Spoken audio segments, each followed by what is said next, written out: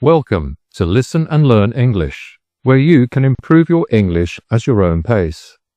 Our narrators are all native English speakers, and their words are displayed so that you can read along and practice your English vocabulary. It's a great way to learn, so sit back, relax, and let's get into the video. The Wonderful Wizard of Oz by L. Frank Baum. Chapter 1. The Cyclone. Dorothy lived with her Uncle Henry and Aunt Em on the wide flat prairies of Kansas. Uncle Henry was a hard-working farmer, and Aunt Em, his wife, kept their small household running. Their house was simple and bare, just one room made of wood hauled from far away. It had 4 plain walls, a roof, and a floor. Inside was a rusty old stove for cooking, a cupboard for dishes, a rough table, a few chairs, and 2 beds. The larger one belonged to Uncle Henry and Aunt Em, while Dorothy had a small one tucked into a corner. There was no attic, and the only shelter from storms was a little dugout in the earth, a cyclone cellar, reached through a trapdoor in the floor and a ladder leading down into the ground. When Dorothy stood in the doorway and looked out, she could see nothing but the endless flat prairies stretching in every direction until it met the sky. There were no trees, no hills, and no other houses, just the dull, dry land, baked by the sun into cracked grey earth. Even the grass had turned grey, scorched by the relentless heat. Once the house had been painted, but the sun had faded and peeled away all colour, leaving the building just as grey and lifeless as the land. Aunt Em hadn't always been so worn and weary. She had arrived as a young woman, full of life and colour, but the wind and sun had drained the brightness from her cheeks and the sparkle from her eyes. Now her face was pale and serious, and she rarely smiled. When Dorothy, an orphan, had first come to live with them, her cheerful laugh had startled Aunt Em so much she clutched her chest in shock. She still seemed amazed that Dorothy could laugh at all. Uncle Henry never smiled. He worked from dawn until dark, always serious and silent. His beard, his clothes, even his boots all seemed grey, just like the land around him. But Dorothy wasn't completely alone in her joy. She had Toto, a small black dog with silky fur and lively little eyes. He was full of energy and mischief, and he made her laugh every day. His cheerful presence was a comfort and kept her from becoming as dull and colourless as everything else. But today was different. There was no laughter or play. Uncle Henry sat outside, eyes fixed on the sky, which had turned an ominous shade of grey. Dorothy stood at the doorway, holding Toto, while Aunt Em busied herself with the dishes.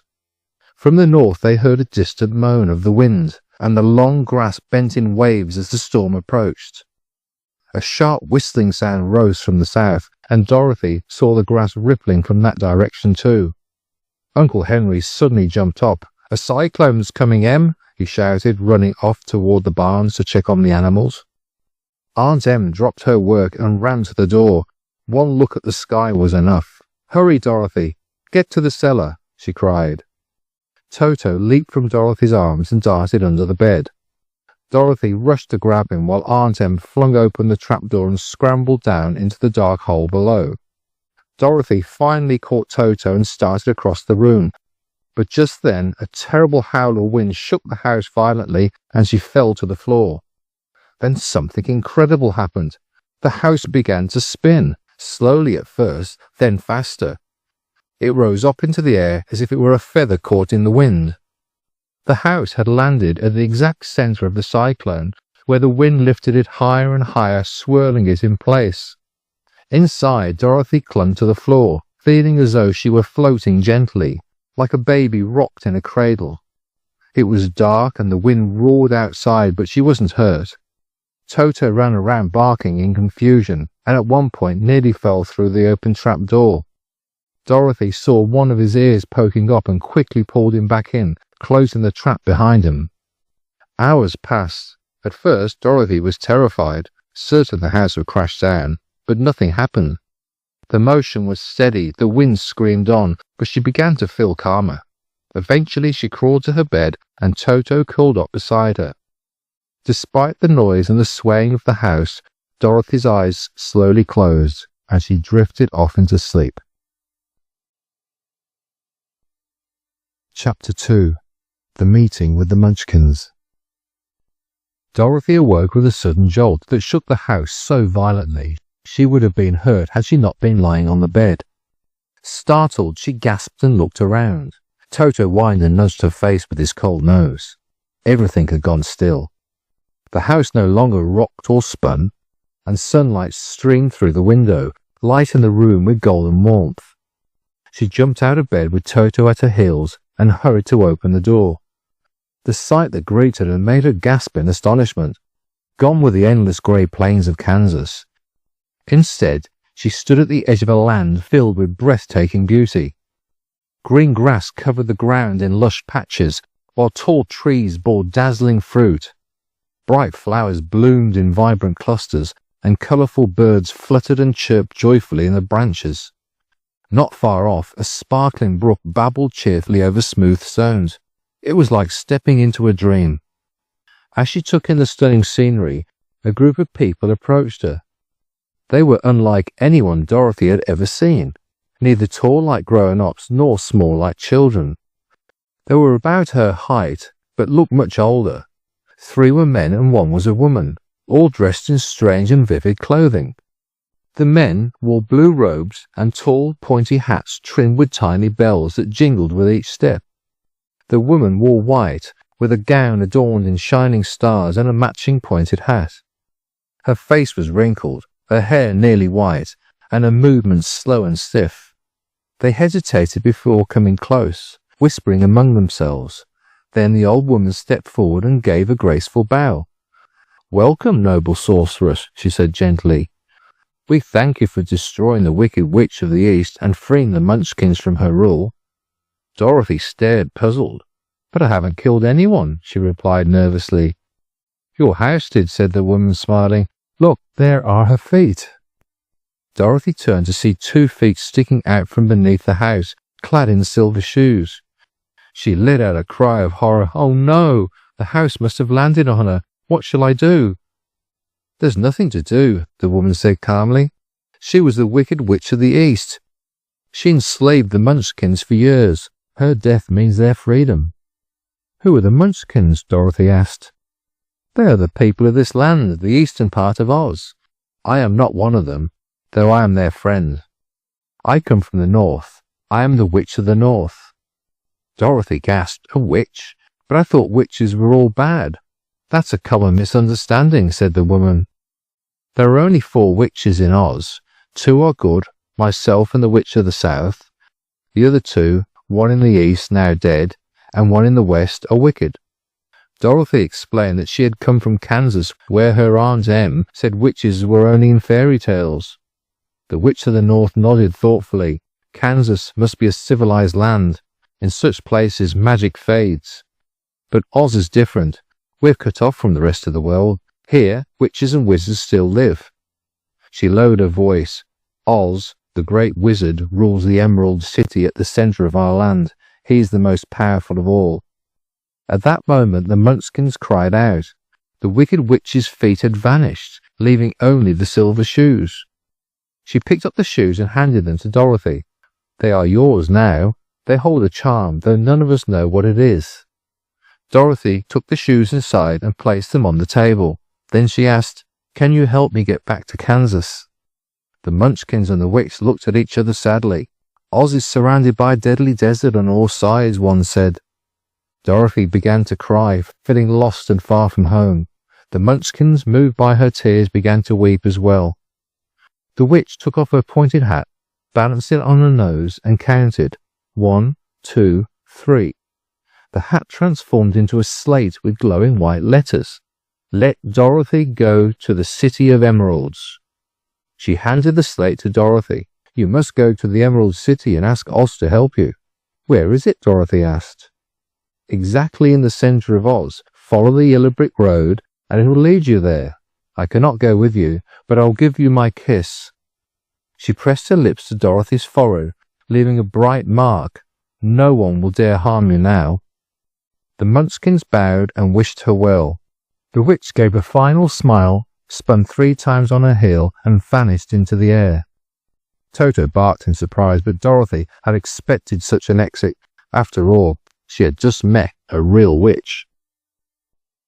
Chapter 3. How Dorothy Saved the Scarecrow. When Dorothy was left alone, she began to feel hungry. She went to the cupboard, took out some bread, and carefully spread butter over it. A few crumbs were set aside for Toto, who wagged his tail impatiently. Then she carried a small pail to the nearby brook, filling it with water so clear it sparkled in the sunlight. Toto bounded ahead to the trees and began barking excitedly at the birds perched there. Dorothy called him back and noticed the branches above were laden with luscious fruit. She picked several, delighted that they would complement her simple breakfast. After enjoying her meal and letting Toto drink deeply from the brook, Dorothy returned to the house and began to prepare for the journey to the Emerald City. She had only one other dress, but it was clean and neatly hung on a peg beside her bed. It was a gingham frock, patterned in white and blue checks. Though the blue had faded from repeated washes, the dress still looked charming. Dorothy washed herself carefully, changed into the fresh dress, and tied her pink sunbonnet over her hair. She then packed a little basket with more bread from the cupboard, covering it with a white cloth. Looking down at her feet, she saw how worn and shabby her shoes had become. "These certainly won't last on a long journey, Toto," she said. Toto looked up at her, his small black eyes bright, and wagged his tail as if he understood every word. Then Dorothy noticed the silver shoes lying on the table, the shoes that had once belonged to the Wicked Witch of the East. "I wonder if they'll fit me," she said thoughtfully. "They could be perfect for a long walk, for they could never wear out." Carefully she slipped off her old shoes and tried on the silver ones. They fit her perfectly, as though made for her alone. With a basket in hand and Toto trotting close behind, Dorothy locked the door, slipped the key into her pocket, and stepped out to begin her journey. Several roads stretched in different directions, but it didn't take long for her to find the path paved with yellow bricks. Soon the sun gleamed on the golden stones, the silver shoes tinkling merrily with each step. Birds sang sweetly, and Dorothy felt surprisingly cheerful. Despite having been swept from her familiar home into a completely strange land, the countryside around her was enchanting. Neat fences, painted a delicate blue, bordered fields heavy with grain and vegetables. It was clear that the Munchkins were skilled farmers, able to produce abundant crops. Occasionally, Dorothy passed a house where people stepped outside to bow as she walked by, their faces bright with gratitude. They all knew she had destroyed the Wicked Witch, freeing them from her cruel rule. Each house was round with domed roofs, painted blue, as blue was the favourite colour in the Eastern land. By evening, Dorothy grew weary from walking and wondered where she might rest for the night. Soon she came to a larger house than any she'd seen before. On the green lawn, men and women danced joyfully. The people greeted Dorothy warmly, inviting her to join them for supper and to spend the night. This was the home of one of the richest Munchkins, whose name was Bock, and he welcomed his friends to celebrate their newfound freedom. Dorothy enjoyed a hearty meal while Toto, curious as always, inspected every corner of the house. Bock noticed her silver shoes and exclaimed, "You must be a great sorceress." "Why?" Dorothy asked, puzzled. "Because you wear silver shoes and have killed the Wicked Witch. Also, your dress has white in it. Only witches and sorceresses wear white." "My dress is blue and white checked," Dorothy explained gently, smoothing the wrinkles. "It is kind of you to wear that," said Bock. "Blue is the Munchkin colour, and white is for witches, so we know you are a friendly witch." Dorothy didn't know what to say. Everyone seemed to regard her as magical, though she was simply an ordinary girl carried by a cyclone into this extraordinary place. After the dancing ended, Bock showed Dorothy to a comfortable room with blue sheets and a cozy bed. She slept soundly until morning, Toto curled up on a matching rug. After a hearty breakfast, Dorothy watched a tiny Munchkin baby play with Toto, tugging at his tail and laughing. Toto's antics fascinated the Munchkins, for they had never seen a dog before. "How far is it to the Emerald City?" she asked. "I do not know," Boq replied thoughtfully. "I've never been there. It is wise for people to avoid Oz unless necessary. The journey is long, and while the land here is rich and pleasant, you must travel through rough and dangerous areas before you reach the city." Though this concerned her, Dorothy was determined. Only the great Oz could help her return to Kansas. She bade farewell to her hosts and resumed her walk along the yellow brick road. After a few miles, she climbed to the top of a fence beside a vast cornfield to rest. There, perched on a pole, was a scarecrow, raised to keep birds from the ripe corn. Dorothy studied the figure, a small sack for a head with painted eyes, nose and mouth, a faded blue suit stuffed with straw, a pointed hat atop its head, and old boots on its feet. To her astonishment, one of the scarecrow's eyes slowly winked at her. When she looked again, it nodded in a friendly manner. She climbed down and approached, Toto barking cautiously. "Good day," said the scarecrow in a husky voice. "Did you speak?" Dorothy asked in surprise. "Certainly," he replied. "How do you do?" "I'm well, thank you," she said politely. "I'm not feeling well," the scarecrow explained. "It's tedious being perched up here all day to scare birds." "Can't you get down?" Dorothy asked. "No, the pole is stuck in my back. If you remove it, I shall be grateful." Dorothy lifted him gently. Being stuffed with straw, he was light. "Thank you," said the scarecrow. "I feel like a new man." "Who are you?" he asked. "Where are you going?" "My name is Dorothy," she replied. "I'm traveling to the Emerald City to ask the Great Oz to send me home to Kansas." "Can I come with you?" he asked. "Maybe Oz will give me some brains." "If you like, you may," Dorothy said. "If you cannot, you won't be worse off than now." "True," said the scarecrow. "I do not mind my body being stuffed. It cannot be harmed. But I want brains so I can know things." "I understand," Dorothy said kindly. "I will ask Oz to help you." "Thank you," he answered gratefully. They walked back to the road. Dorothy helped him over the fence, and they started along the path of yellow brick for the Emerald City. Toto did not like this addition to the party at first. He smelled around the stuffed man as if he suspected there might be a nest of rats in the straw, and he often growled in an unfriendly way at the scarecrow. "Don't mind Toto," said Dorothy to her new friend. "He never bites." "Oh, I'm not afraid," replied the scarecrow. "He can't hurt the straw. Do let me carry that basket for you." "I shall not mind it, for I can't get tired. I'll tell you a secret," he continued as he walked along. "There is only one thing in the world I am afraid of." "What is that?" asked Dorothy. "The Munchkin farmer who made you?" "No," answered the scarecrow. "It's a lighted match." Chapter 4. The Road Through the Forest. After several hours of steady walking, Dorothy began to notice a change in the road beneath her feet. What had once been a smooth and inviting pathway of yellow bricks grew steadily rougher, the neat roads breaking into uneven patches.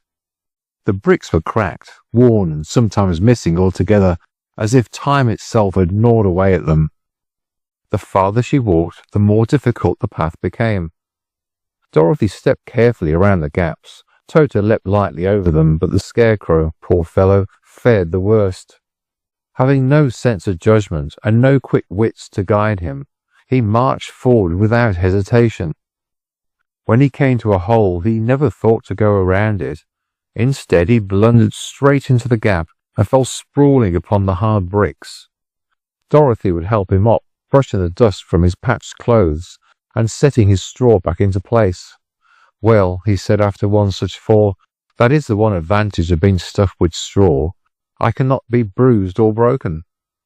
Dorothy could not help but laugh with him, though she felt a touch of pity too. As they continued, the land itself changed. Earlier that morning, the farms they passed had been pleasant, dotted with neat cottages and orchards heavy with fruit. But now the houses grew fewer, the trees scarcer, and the fields rougher and less cared for. The once cheerful countryside began to take on a forlorn, neglected air. With each mile the world seemed lonelier, as though life itself had drawn back from this part of the land. At noon, weary and hungry, Dorothy spied a little brook that trickled alongside the road. Grateful for the chance to rest, she set down her basket, sat on the grass, and drew out a piece of bread. She broke off a portion and held it out politely to the Scarecrow. But he shook his painted head. "No, thank you. I am never hungry." "You never eat at all?" Dorothy asked in surprise. "Not in the least," he replied cheerfully. Dorothy considered this and realized he was right. So she only nodded and quietly ate her bread, while Toto crunched contentedly on a few scraps at her side. When Dorothy finished her simple meal, the Scarecrow tilted his head thoughtfully. "Tell me something about yourself and this country you call Kansas," he said. So Dorothy began to speak of her home, the small grey house on the wide flat prairie, the endless sweep of sky, the dry wind that carried dust, and the dreary sameness of it all. She told him how everything, house, land, and even the grass, seemed to be painted in shades of grey.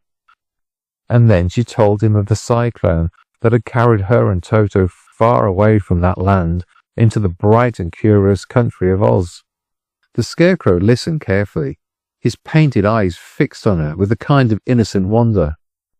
At last he said, "I do not understand why you should wish to return to such a grey and dismal place, when you might stay forever in this beautiful land of colour." "That is because you have no brains," Dorothy replied gently but firmly. "You cannot know what it means to love a place, even if it is plain and dreary. No matter how beautiful another land may be, there is no place in the world like home." "Won't you tell me a story while we pause here?" she asked. The Scarecrow looked at her reproachfully. "A story? Alas, I know none at all. My life has been far too short for stories." "Short?" Dorothy echoed. "Why, yes. I was made only the day before yesterday," he said. "The world before that time is quite unknown to me. Fortunately, the farmer who built me painted my ears on first, so I was able to hear everything that happened while he worked." Then he began to tell her his tale. The first thing he remembered was the farmer's voice asking another munchkin, "How do you like those ears?" "They aren't straight," replied the companion. "No matter," said the farmer. "They are ears all the same." Next came his eyes. The moment the first was painted, the Scarecrow found himself looking around at the world with eager curiosity. When the second eye was finished, the Scarecrow could see clearly, and pride filled his new-made heart. He watched with delight as his nose, mouth, body, and limbs were shaped. At last his head was fastened upon his shoulders, and he thought himself as good as any man alive. "This fellow will scare the crows fast enough," the farmer said, placing him on a tall pole in the middle of the cornfield. For a time he was pleased with himself, for the birds scattered at his presence. But then came the old crow, wise and cunning, who perched upon his shoulder and laughed. "You are stuffed with straw," the crow told me. "Any bird can see that. You cannot frighten me." And so he ate the corn at my feet. Soon the others followed, until my field was full of birds again. That was when the old crow said to me, "Brains are the only thing worth having in this world, whether one is a crow or a man." Ever since then, I have longed to have them. Dorothy listened closely, and when he finished, she said kindly, "I hope the Great Oz will give you what you wish." "Oh, I hope so too," the Scarecrow said earnestly. "It is such an uncomfortable thing to know one is a fool." When their rest was done, Dorothy handed her basket to him, and together they continued down the yellow brick road. The land grew rougher, until finally they came upon the edge of a vast forest. The trees grew thick and tall, their branches meeting overhead to form a canopy that dimmed the light. Even though it was still daylight, beneath the trees it felt almost like dusk. "If the road enters the forest, it must surely leave it again," the Scarecrow said with cheerful certainty. "That is plain enough," Dorothy replied. As the evening deepened, the forest grew dark. Dorothy stumbled often, unable to see, and clung to the Scarecrow's arm. Toto, with the sharp sight of dogs, trotted easily ahead. The Scarecrow claimed he could see as clearly as in daylight, though Dorothy doubted it. At last she grew weary and said, "If you see any place where we might rest for the night, tell me. I am too tired to go much farther." Soon the Scarecrow stopped and pointed. "There, to the right, do you see? A little cottage of logs and branches." Dorothy's heart lifted. "Yes, let us go. I'm so very tired." He led her through the trees until the small cabin came into view. Dorothy entered and found a bed of dried leaves in one corner. Too weary to care for more, she lay down at once with Toto curled against her. Sleep overcame her swiftly. The Scarecrow, who never grew tired and never slept, stood silently in the corner of the little house, watching over them until morning light returned. Chapter 5. The Rescue of the Tin Woodman. When Dorothy awoke the next morning, the forest was alive with sunlight. Golden beams streamed through the leafy canopy, breaking into little patches of brightness that danced across the ground. Toto was already up and busy. He darted here and there, barking at squirrels that leapt from tree to tree, and chasing birds that flew just out of reach. She stretched, then sat up and looked about her. The little cottage of branches and logs was quiet, except for the rustle of leaves outside.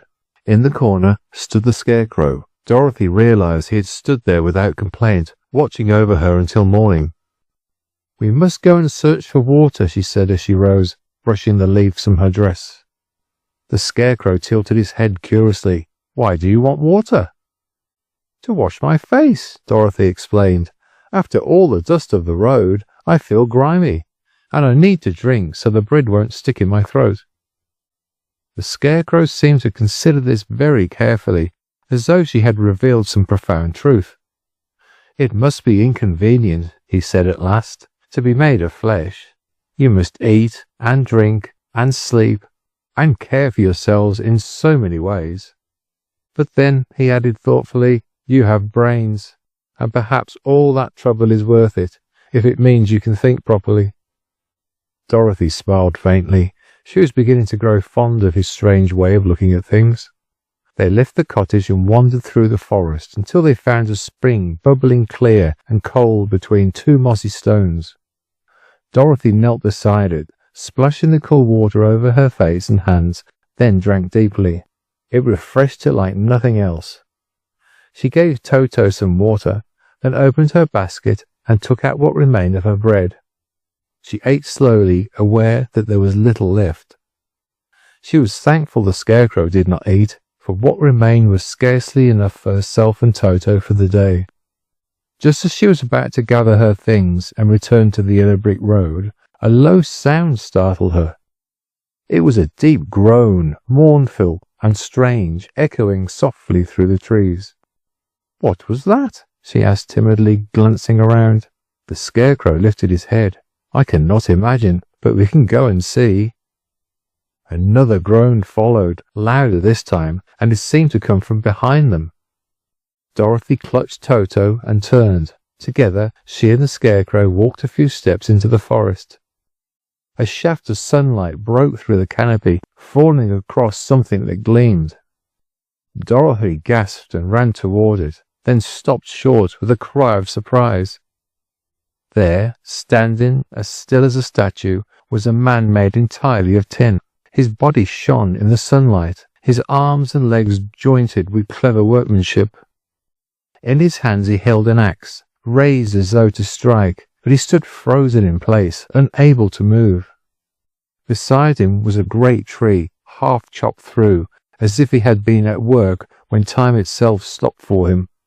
Dorothy stared in amazement. Toto barked sharply, snapping at the tin legs, but quickly yelped and drew back when its teeth struck the hard surface. "Did you groan?" Dorothy asked at last, her voice hushed. "Yes," came the reply, slow and sorrowful.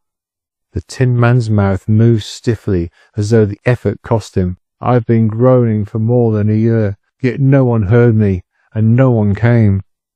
The sadness in his voice made Dorothy's heart ache. "What can I do for you?" she asked gently. "Fetch an oil can," he said. "My joints are rusted. I cannot move at all. Oil me well, and I shall be free again. There is an oil can on a shelf in my cottage." Without hesitation, Dorothy ran back through the trees to the little hut where she had slept. Just as he had said, she found a small oil can on the shelf. She hurried back, clutching it tightly. "Where are your joints?" she asked a little anxiously, unsure how to begin. "Oil my neck first," the Tin Woodman instructed. Dorothy carefully poured oil onto the stiff joint at his neck. The Scarecrow helped by gently moving the head from side to side until the rust gave way and the tin moved freely again. The Woodman sighed deeply, a sound of pure relief. "Now my arms," he said. Dorothy oiled each joint, and the Scarecrow bent them carefully until the Woodman could move them by himself. He lowered the axe he had been holding all that time and leaned it against the tree. "This is a great comfort," he said with a polite bow. "I've been holding that axe in the air ever since I rusted. My arms ached, though perhaps it was only my imagination. But now, if you will oil my legs, I shall be as good as new." Dorothy obeyed, and soon the Tin Woodman stretched his legs, stepping stiffly at first, then more easily. At last he stood tall and straight, gleaming in the morning sun. He thanked them again and again, bowing low with every word. "I might have stood there forever had you not come.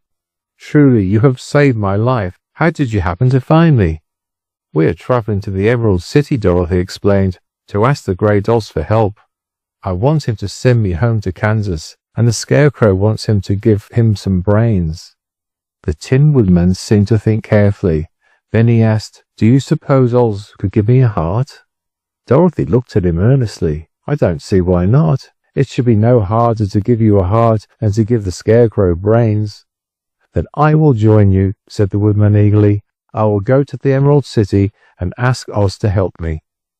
The Scarecrow clapped his straw hands together with delight. Dorothy said she would be pleased for his company, and so the Tin Woodman shouldered his axe, and the three companions, with Toto trotting beside them, returned to the yellow brick road.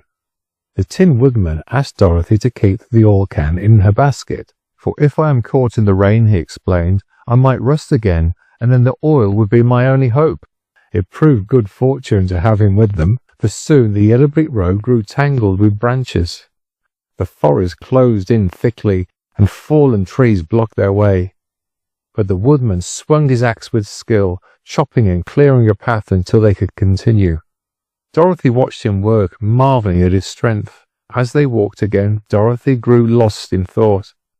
She was so deep in her own worries about the little bread left, about Aunt Em and Uncle Henry waiting in Kansas, that she failed to notice when the Scarecrow stumbled into a hole. He rolled to the side of the road and called out cheerfully for help. Dorothy ran to him and helped him back to his feet. The Tin Woodman regarded him with surprise. "Why did you not walk around the hole?" he asked. "I don't know enough," said the Scarecrow good-naturedly. "My head is stuffed with straw, you see. That is why I'm going to ask Oz for brains." "I see," the Tin Woodman replied. Then he said thoughtfully, "But brains are not the greatest thing in the world." "Why is that?" the Scarecrow asked curiously. The Tin Woodman sighed and began his story. He told them how he had once been a man of flesh, a woodcutter like his father before him. He had cared for his mother, then fallen in love with a beautiful Munchkin maiden. They had planned to marry, but the old woman she lived with had other ideas. Wished to keep the girl for her household chores, the woman sought out the wicked witch of the East. For a price, the witch enchanted his axe. Time after time, the cursed blade betrayed him, cutting away first his leg, then the other, then his arms, his head, and finally his very body. Each time the faithful tinsmith had replaced the lost part with tin, until at last he was made entirely of metal. He had been proud of his shining body, but in losing his heart he had lost the very love that had made him happy. And so the Woodman finished, his tin face solemn. "Though I can chop and walk and speak, I cannot feel love. A man without a heart cannot be truly happy. That is why I seek one from the Great Oz." Dorothy listened, moved to tears. The Scarecrow shook his head. "I shall still ask for brains," he said, "for without them one would not know what to do with the heart if one had it." "And I will take the heart," said the Woodman firmly, "for brains may make one clever, but they do not make one happy, and happiness is the best thing in the world." Dorothy said nothing. She did not know which of her friends was right. She only knew that her own wish to return home to Kansas mattered most of all. If she could reach Aunt Em and Uncle Henry again, she would be content no matter what became of hearts or brains. But as she glanced at her nearly empty basket, a shadow of worry crossed her face. The bread was almost gone, and though neither the Scarecrow nor the Tin Woodman needed food, she and Toto could not live without it. She hugged the little dog close and resolved silently that they must find help soon, or else the journey to the Emerald City would end before it truly began. Chapter 6. The Cowardly Lion. Dorothy and her companions continued their slow journey through the dense forest. The yellow brick road was still beneath their feet, but it was almost hidden now. Fallen branches, brittle twigs, and layers of dried leaves covered the path, making each step uneven. Walking was tiring, and the forest felt gloomy and endless. This part of the woods was strangely quiet. Only a few birds dared to sing here, for most birds preferred the bright open skies where sunlight poured down. Every now and then, however, a low, menacing growl echoed among the trees. Each time Dorothy heard it, her heart thumped nervously, though she could not see the source. Toto, on the other hand, seemed to know exactly what those sounds meant. He pressed tightly against Dorothy's ankles and, unlike his usual habit, did not bark at all. "How much longer," Dorothy finally asked the Tin Woodman, "before we are free of this forest?" "I cannot say," he replied honestly. "I have never been to the Emerald City myself, but my father once made the journey when I was a boy. He told me it was long and filled with dangers. Still, the closer one gets to the city where Oz lives, the more beautiful the country becomes. Yet we have little reason to fear. I have my oil can, which protects me from rusting stiff. The Scarecrow cannot be harmed, since he is only stuffed with straw. And you, Dorothy, carry on your forehead the mark of the Good Witch's kiss. That charm will protect you from harm." Dorothy nodded, but looked worried. "But what about Toto? What will keep him safe?" The Tin Woodman's metallic face softened. "We must protect him ourselves. If danger comes, we shall stand together." Even as he spoke, a thunderous roar split the stillness of the forest. Before any of them could react, a massive lion leapt from the trees and landed on the road in front of them. His golden mane bristled, his eyes flashed, and his claws gleamed like polished knives. With one powerful swipe of his paw, he struck the Scarecrow so hard that the poor fellow spun through the air and landed in a heap by the roadside. Then the lion turned his claws on the Tin Woodman, but his surprise was great when the blow merely clanged against the Woodman's metal body without leaving a scratch. The Tin Woodman did fall flat in the road, however, and lay still. Toto, brave despite his size, leapt forward, barking furiously. The lion bent his huge jaws wide, ready to bite down on the little dog. But in that instant, Dorothy rushed forward, forgetting her own fear. She slapped the lion squarely on the nose with all her might and cried, "Don't you dare hurt Toto! Shame on you! How could such a big beast try to harm such a small helpless dog?" Startled, the lion drew back, rubbing his sore nose with a paw. "I didn't bite him," he protested meekly. "No, but you were about to," Dorothy snapped. "You ought to be ashamed of yourself. You're nothing but a big coward." The lion lowered his head, his voice heavy with sadness. "I know, I've always known. I'm a coward through and through, but I cannot help it." Dorothy glared at him, still angry. "To think you attacked the Scarecrow, who is only stuffed with straw." The lion blinked in surprise. "Stuffed, is he? That explains why he tumbled about so easily. I thought it very odd to see him whirl away like that. And the shiny one, what is he made of?"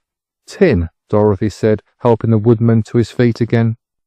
"That explains it," said the lion. When my claws raked across him, it sent a shiver through me as though I had scratched stone. "And this little creature, what is he?" He nodded towards Toto, who was still growling bravely. "He is my dog Toto," Dorothy replied firmly. "Made of tin? Stuffed with straw?" asked the lion. "Neither. He's just real, a flesh and blood dog." The lion tilted his head curiously. "Ah, I see. So small a creature. I don't know why I thought to bite him. Truly, only a coward would consider harming something so tiny."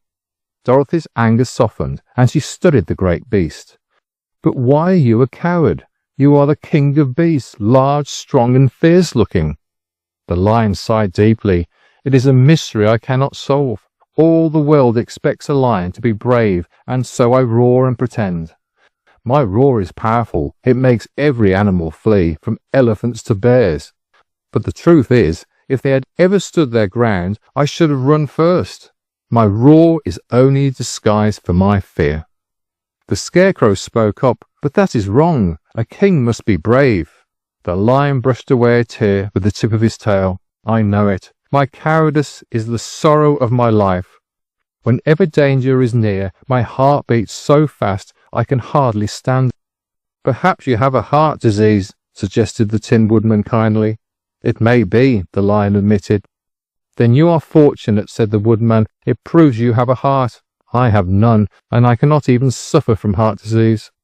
The lion considered this thoughtfully. "Maybe if I had no heart, I would not be a coward." The Scarecrow tilted his straw-filled head. "Have you any brains?" "I suppose so," answered the lion. "I've never looked inside to see." "My head is filled with straw," said the Scarecrow, "so I am going to ask the Great Oz to give me brains." "And I shall ask for a heart," said the Tin Woodman. "And I shall ask him to send Toto and me back to Kansas," said Dorothy. The lion's eyes brightened with hope. "Do you think he could give me courage?" "Just as easily as he could give me brains," said the Scarecrow. "Or give me a heart," said the Woodman. "Or send me home," Dorothy added. "Then let me join you," said the lion, "for life is unbearable without courage." Dorothy smiled. "You will be very welcome. With you along, no other beasts will dare trouble us."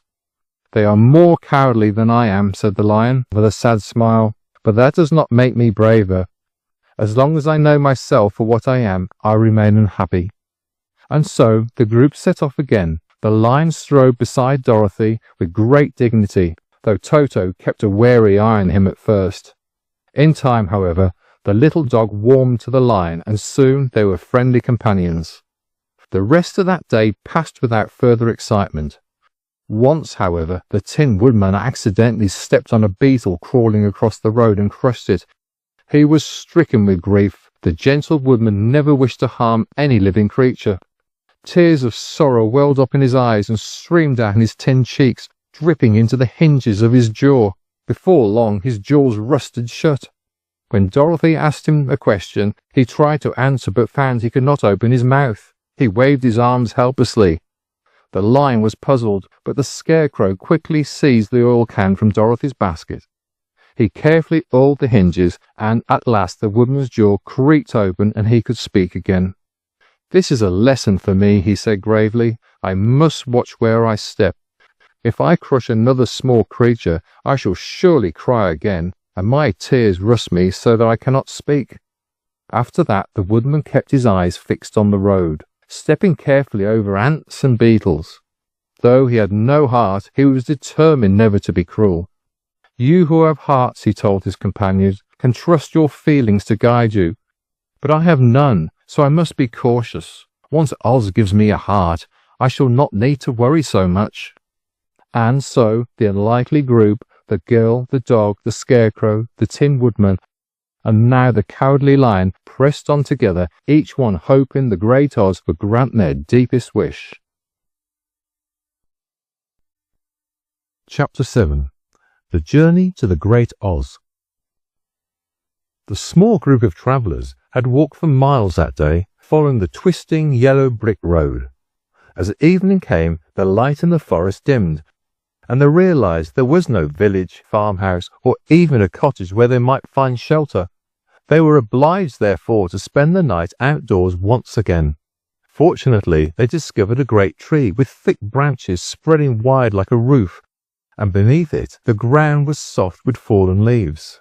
"This'll serve us well enough," Dorothy said, trying to sound cheerful, though she felt weary and a little lonesome. The Tin Woodman, who never grew tired, quickly set to work. With a strong sweep of his shining axe, he chopped a generous pile of logs. Sparks flew with each stroke, and the sound echoed deep in the forest, like the beating of a drum. Dorothy arranged the wood carefully, and soon she had built a crackling fire. Its golden flames cast a warm circle of light around them, chasing away the shadows that crept between the trees. The warmth comforted her heart, and the brightness made her feel a little less alone in this vast wilderness. She and Toto shared the last of their bread for supper. Dorothy gave Toto the smaller piece, but the little dog wagged his tail and seemed content. Yet the girl's face grew thoughtful as she looked at the empty basket. "I don't know what we shall do for breakfast tomorrow," she murmured softly. "If you wish," said the Cowardly Lion, who was lying stretched out before the fire with his great paws folded, "I can hunt for us. There must be deer in this forest. I will bring one down, and you may roast the meat over the fire. I understand that you humans prefer your food cooked, peculiar though that seems to me." Dorothy's eyes widened, but before she could answer, the Tin Woodman raised his gleaming hand. "Please don't," he said earnestly. "If you kill a poor innocent deer, I shall certainly weep. And if I begin to cry, my tears will rust my jaws until I cannot move them again." His voice trembled with true sorrow at the thought of such a thing. Dorothy, who had grown fond of his tender heart, nodded gratefully. The lion, understanding their feelings, did not argue. Instead, without another word, he rose and padded away into the darkness of the forest. None of them knew what he found to eat, for when he returned later, he wouldn't reveal a word. Meanwhile, the Scarecrow had gone exploring among the trees. He discovered a tall oak laden with nuts, and though his padded hands were clumsy, he did his best to gather them. Each time he tried to pick one up, he dropped two others, and he muttered in annoyance at his awkwardness. Still, with patience, he managed to fill Dorothy's basket. When he brought it back, Dorothy's eyes shone with relief. "Why, that will keep me from being hungry for a long time," she said warmly. "Thank you, my friend." The Scarecrow laughed at himself. "I fear I made a poor show of it. My fingers are too soft and the nuts too small, but I thought you might need them more than I do. Besides, gathering them kept me at a safe distance from the fire. A spark in my straw would be the end of me." Dorothy chuckled at his honesty. After the fire burned lower, she lay down upon a bed of dry leaves the Scarecrow spread for her. They were crisp and warm, covering her gently like a blanket. With Toto curled against her side, she soon fell into a deep, peaceful sleep. The night passed without trouble, and when daylight filtered through the branches, Dorothy bathed her face in a sparkling brook that ran close by. Feeling refreshed, she and her companions set off once more toward the Emerald City. Their spirits lifted by the thought that soon they might meet the great Oz himself. The road wound steadily onward through the dense forest. The bright yellow bricks gleamed faintly under the shade of the tall trees. After they had walked for about an hour, they came suddenly upon a great gulf cutting directly across their path. It was an astonishing sight. The ditch stretched so far to the left and right they could not see the end of it. Its sides were steep and crumbling, and the bottom was filled with jagged rocks sharp as knives. The gulf was also very deep, so deep that a stone dropped into it would clatter against the rocks for a long moment before finally resting below. Dorothy clasped her hands together. "What shall we do?" she asked in dismay. The Tin Woodman looked down with a blank expression. "I have not the faintest idea," he said honestly.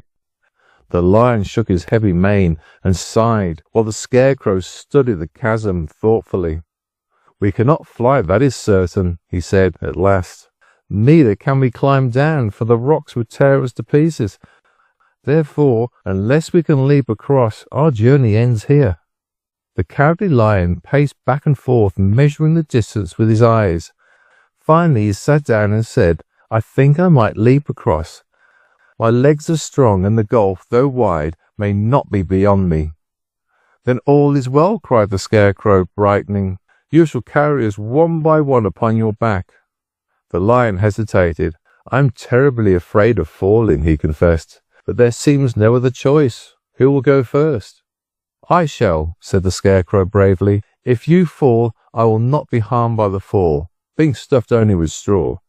But if Dorothy were first, she might be killed, or if the Woodman, he would be badly dented. So let it be me."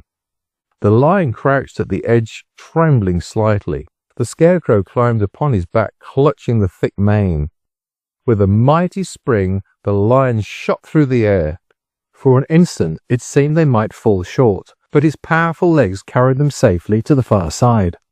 A cheer rose from the others. The Lion trotted back again, more confident now. Dorothy went next, holding Toto tight in her arms and grasping the mane with a free hand. The air rushed past her face as they soared, and before she could cry out, they landed safely. The Tin Woodman followed, and at last all were reunited beyond the gulf. The Lion lay panting, his breath coming in heavy gasps like a dog that has run too far. They let him rest, grateful for his courage. The forest grew darker as they pressed onward. The branches closed overhead, shutting out the sun. Strange cries echoed in the distance, chilling Dorothy's heart. The Lion lowered his voice. "This is the land of the Killadas." "What are the Killadas?" Dorothy asked nervously. "They are monstrous beasts," said the Lion. "They have the bodies of bears, but the heads of tigers, and claws so sharp they could tear even me to pieces. I confess I'm terribly afraid of them." Dorothy shivered. No wonder. They must be dreadful indeed.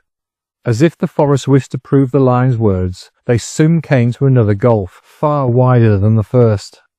At a glance, the Lion knew he could not leap it. They gathered together, troubled.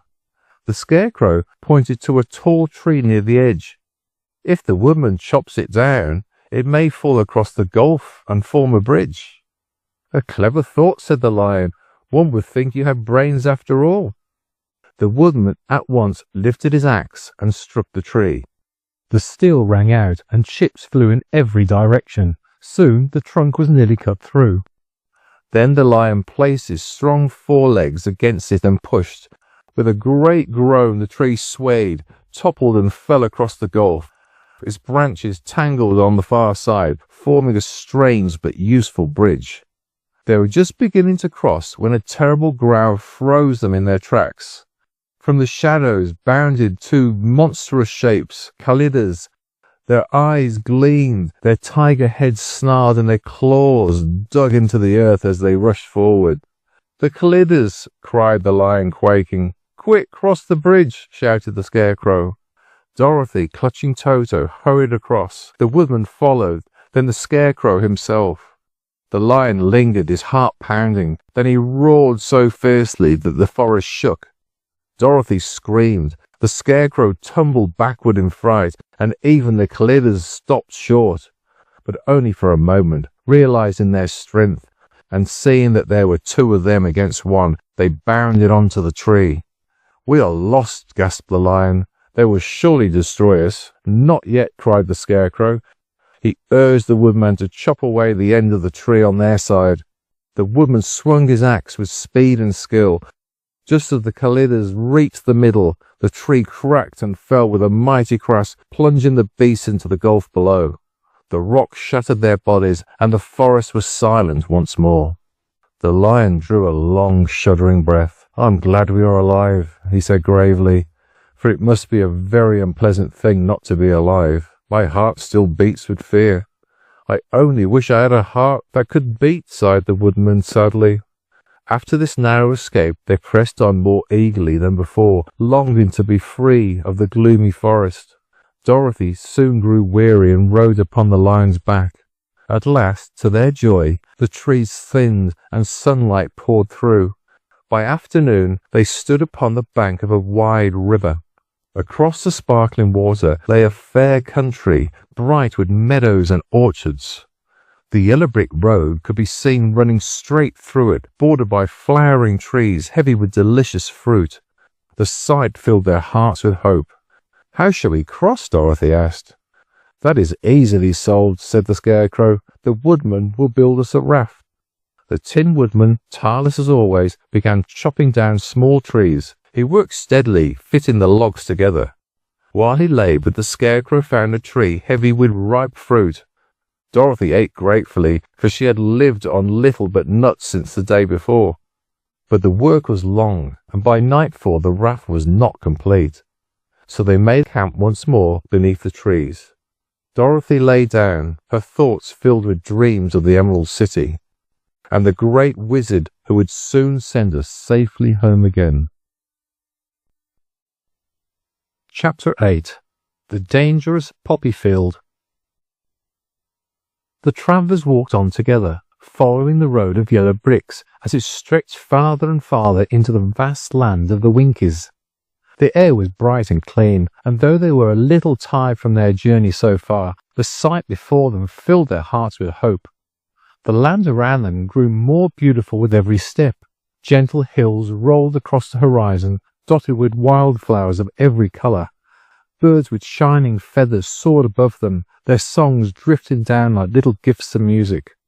Even the Scarecrow, who couldn't truly feel weariness, paused now and then to admire the view, tilting his painted eyes towards the wide sky.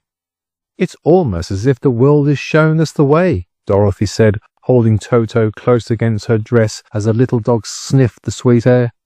For a time their journey felt easy. The sun warmed them without burning, the breeze kept them cool, and the smooth road carried them forward. But after a while the lion's heavy paws slowed. His chest rose and fell more quickly, and his great mane trembled in the sunlight. "Friends," he rumbled, "I must admit I'm very tired. Carrying my own weight is no small task. I fear I cannot keep going much longer without rest." Dorothy turned to him kindly. "Then let's stop for a while. We can sit under that tree ahead and give you time to breathe." The Tin Woodman, who never grew tired, nodded in agreement. "It is wise to rest when the body demands it. I may not know the feeling, but I understand the need." So they stopped beneath the shade of a large tree, its leaves whispering softly above them. Dorothy and Toto sat on the grass, and the lion stretched out with a deep sigh of relief. The Scarecrow leaned against the tree trunk, stuffing crackling slightly as he shifted, while the Tin Woodman stood watchfully nearby, his axe gleaming in the sun. They didn't rest long. The thought of the Emerald City pulled them onward. Soon the lion rose again, shaking himself, and then set off once more. Not long after, Dorothy gasped softly, "Look!" Before them stretched a field unlike any they had ever seen. The road led straight into it, and the sight was breathtaking. Acres upon acres of scarlet poppies swayed in the breeze, their petals glowing like fire in the sunlight. The flowers seemed endless, rolling across the land in waves of red until they touched the distant horizon. "How beautiful!" Dorothy whispered, her eyes wide with wonder. "Yes," the Scarecrow agreed, tilting his head, "it is a fine sight indeed." But the Tin Woodman's face did not change. "I have heard," he said slowly, "that poppies can make one very sleepy. A field this large may be dangerous." The lion, who had been staring hungrily at the soft grass between the flowers, shook his mane.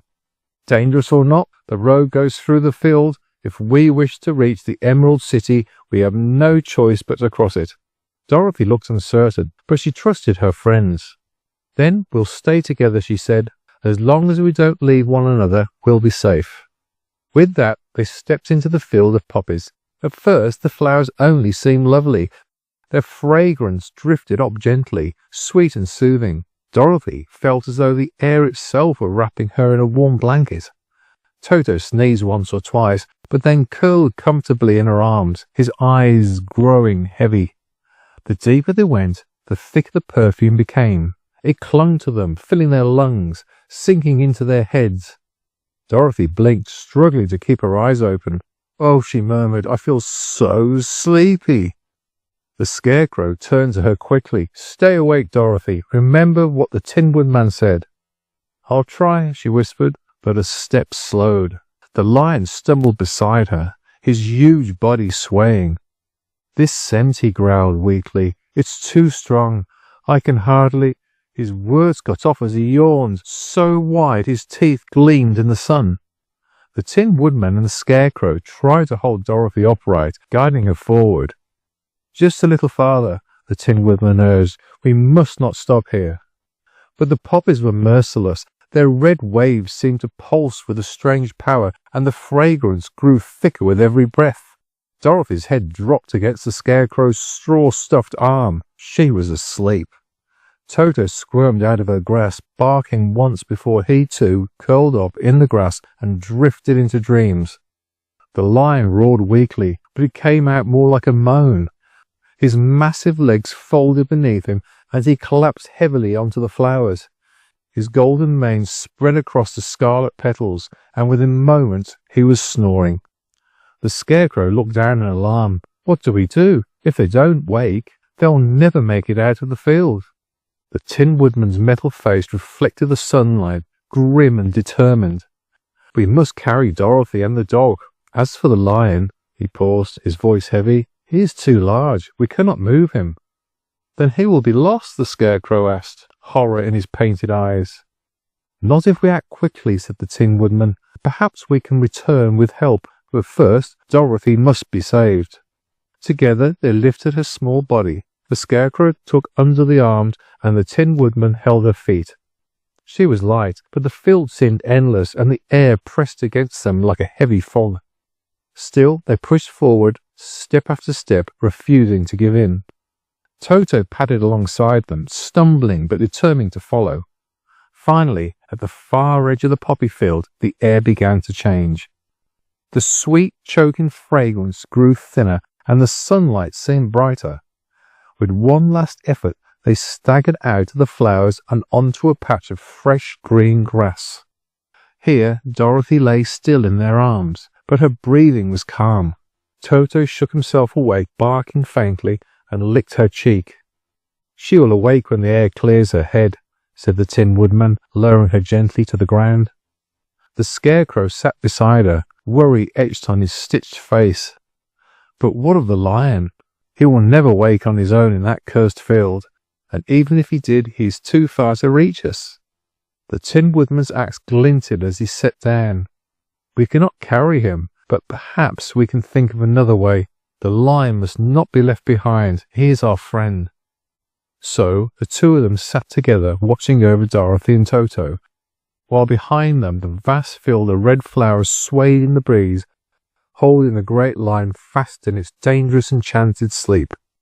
And though the land beyond was bright and hopeful, they knew the shadow of the poppies still lingered over them, a reminder of how quickly beauty can turn into peril.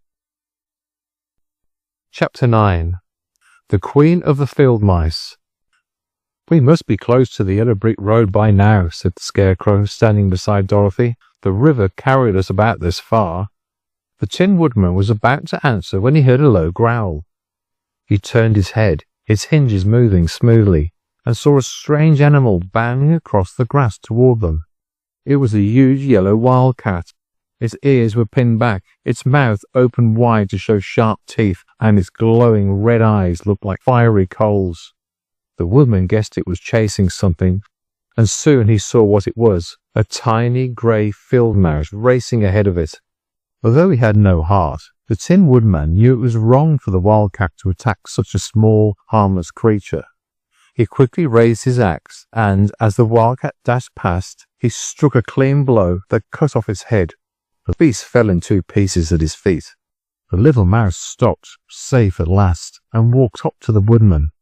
In a squeaky voice it said, "Oh, thank you. Thank you so much for saving my life." "Don't mention it," said the Woodman kindly. "I have no heart, but I try to help anyone who needs a friend, even if it's only a mouse." "Only a mouse?" cried the little creature, sounding insulted. "Why, I'm the Queen of all the field mice." "Oh, I see," said the Woodman, bowing. "So you've done more than a brave deed," added the Queen. "You've done a truly great one by saving my life." Just then, several of the mice came rushing up as fast as their tiny legs could carry them. When they saw their Queen safe, they squeaked, "Your Majesty, We thought you were done for. How did you escape the wildcat?" They bowed so low that their noses almost touched the ground. "This kind tin man killed the wildcat and saved me," the Queen explained. "From now on, you must serve him and obey his slightest wish." "We will," squeaked all the mice in chorus. At that moment, Toto woke up and saw the crowd of mice. With a bark of delight, he leapt into the middle of them, eager to chase as he had back in Kansas. But the Tin Woodman quickly scooped him up. "Stop, Toto," he said firmly, holding the little dog tight. "Don't hurt them. Come back, mice. He won't harm you." The Queen poked her head out from a clump of grass. "Are you sure?" she asked nervously. "I promise," said the Woodman. "I won't let him bite you." One by one, the mice crept back. Toto wriggled in the Woodman's arms, eager to get down, but he didn't bark again. He knew he couldn't win against Tin. Then one of the larger mice spoke up. "Is there anything we can do to repay you for saving our Queen?" "Nothing comes to mind," said the Woodman. But the Scarecrow, who had been struggling to think through the straw in his head, suddenly said, "Yes, there is. You can help us save our friend the Cowardly Lion, who's trapped asleep in the poppy field." "A lion?" squeaked the Queen. "He'd eat us all." "Oh no," said the Scarecrow. "This lion is a coward." "Really?" asked the Queen. "He says so himself," the Scarecrow explained. "He wouldn't hurt anyone who is our friend.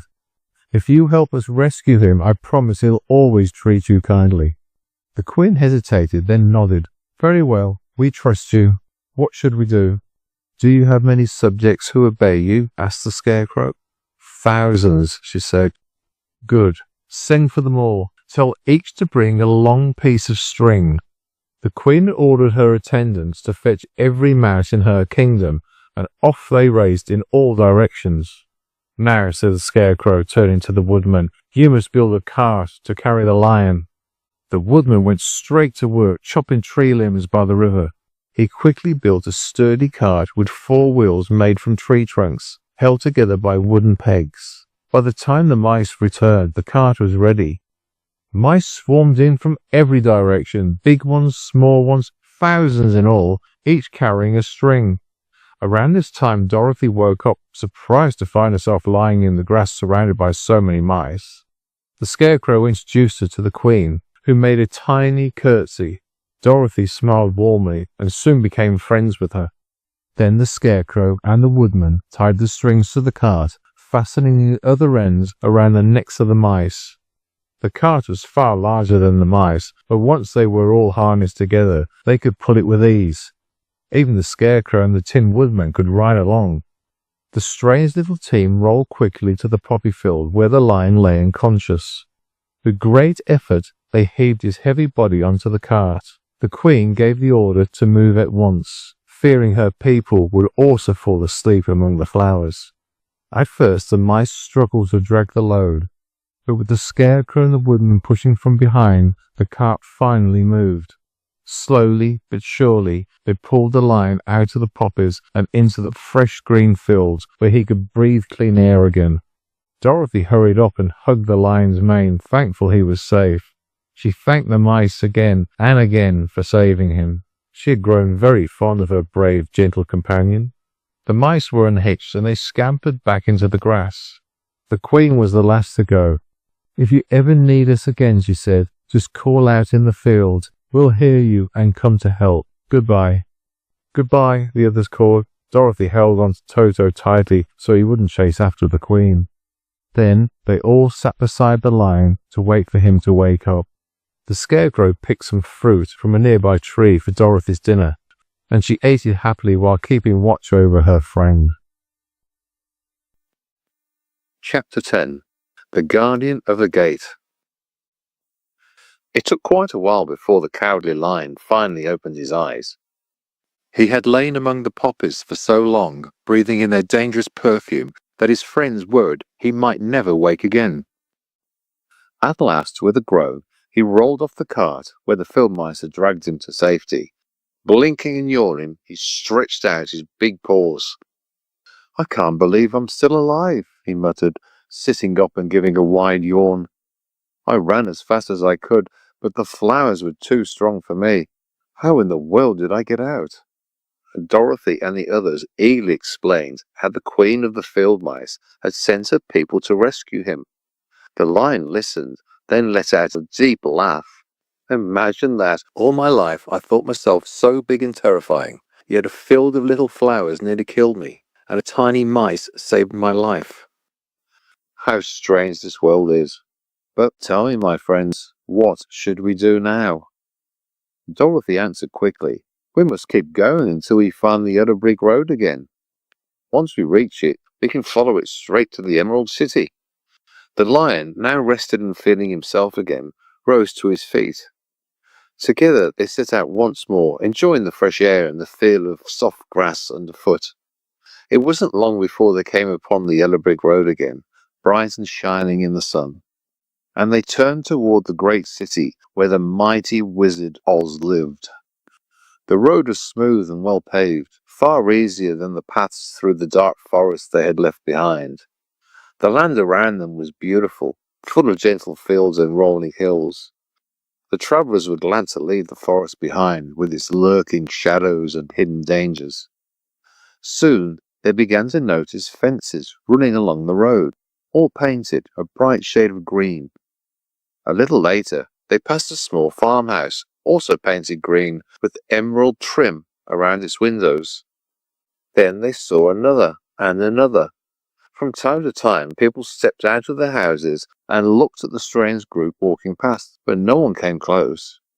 All of them wore emerald-coloured clothes and tall peaked hats, much like the Munchkins wore, except everything here was green instead of blue.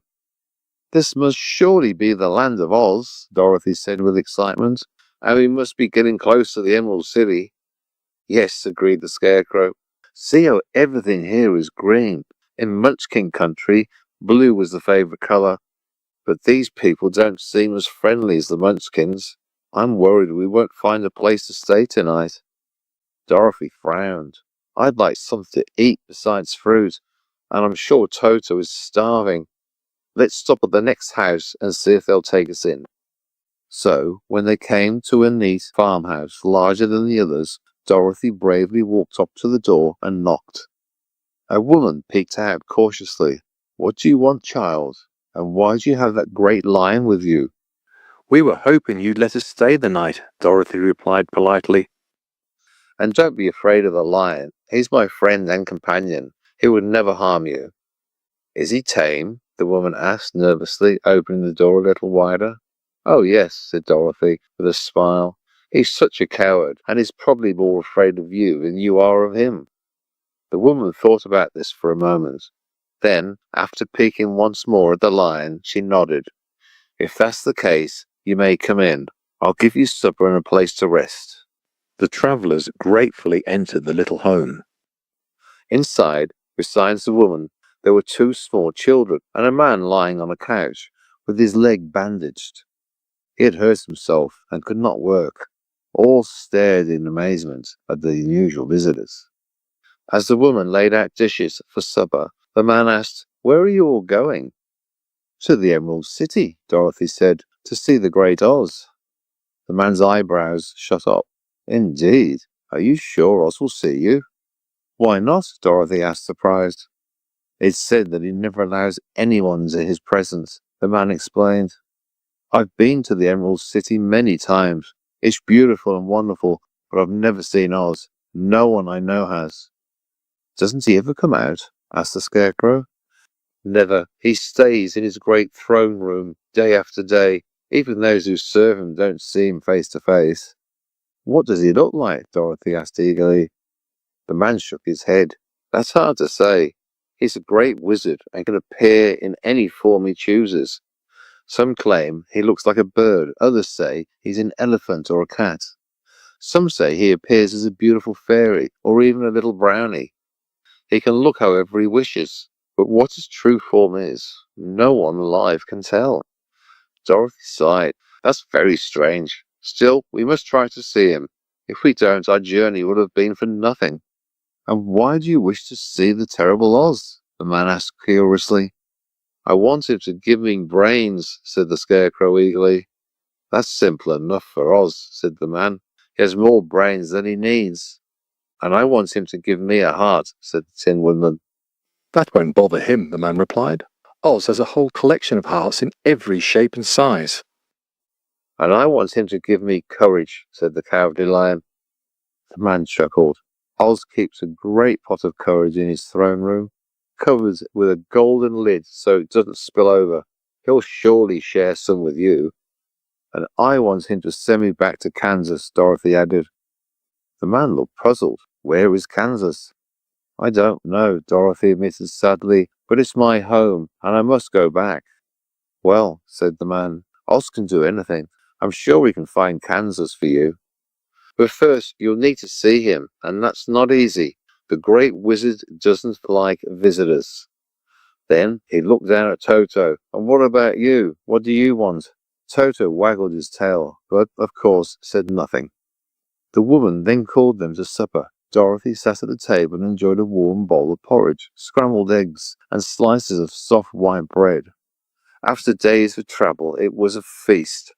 The lion tried a little porridge, but pushed it away, saying oats were food for horses, not lions. The Scarecrow and Tin Woodman, of course, ate nothing, while Toto happily tasted everything. That night, Dorothy was given a soft bed, and Toto curled up beside her. The lion stretched out across the doorway, keeping guard, while the Scarecrow and Tin Woodman stood silently in a corner. At sunrise, they thanked their host and set off again. Ahead of them, in the clear morning sky, they noticed a green glow shining brightly. "That must be the Emerald City," Dorothy cried. The closer they walked, the brighter the glow became, until the whole horizon seemed washed in green light. Their hearts lifted. At last their long journey was nearly over. By afternoon they reached a towering wall surrounding the city. It was built of shining green stone, high and thick, and in front of it, at the end of the yellow brick road, stood a huge gate studded with emeralds. The gems glittered so brilliantly in the sun that even the Scarecrow's painted eyes blinked from the dazzle. Beside the gate was a bell. Dorothy pressed the button, and from inside came a silvery ringing sound. Slowly, the great gate swung open. They stepped into a vaulted chamber, whose walls were covered in thousands of emeralds. The sparkling green light filled the air. Before them stood a small man, no taller than a munchkin. He was dressed entirely in green, from his cap to his boots, and even his skin had a greenish tint. At his side rested a large green box. "What do you seek in the Emerald City?" the man asked. "We came to see the great Oz," Dorothy said. The man was so astonished that he sat down on his box to think. "It has been many years since anyone dared to ask me for that," he said slowly. "Oz is powerful and terrible.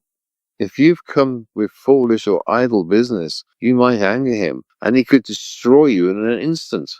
"This isn't foolish," the Scarecrow answered quickly. "Our reasons are serious and important. We were told Oz is a good wizard." "So he is," said the Green Man. "He rules wisely and well, but to those who are dishonest, or who come out of mere curiosity, he is terrible indeed. Few ever dare to ask to see his face. I am the guardian of the gates, and since you insist on seeing the great Oz, I must take you to his palace. But first, you must wear the spectacles." "Why?" Dorothy asked.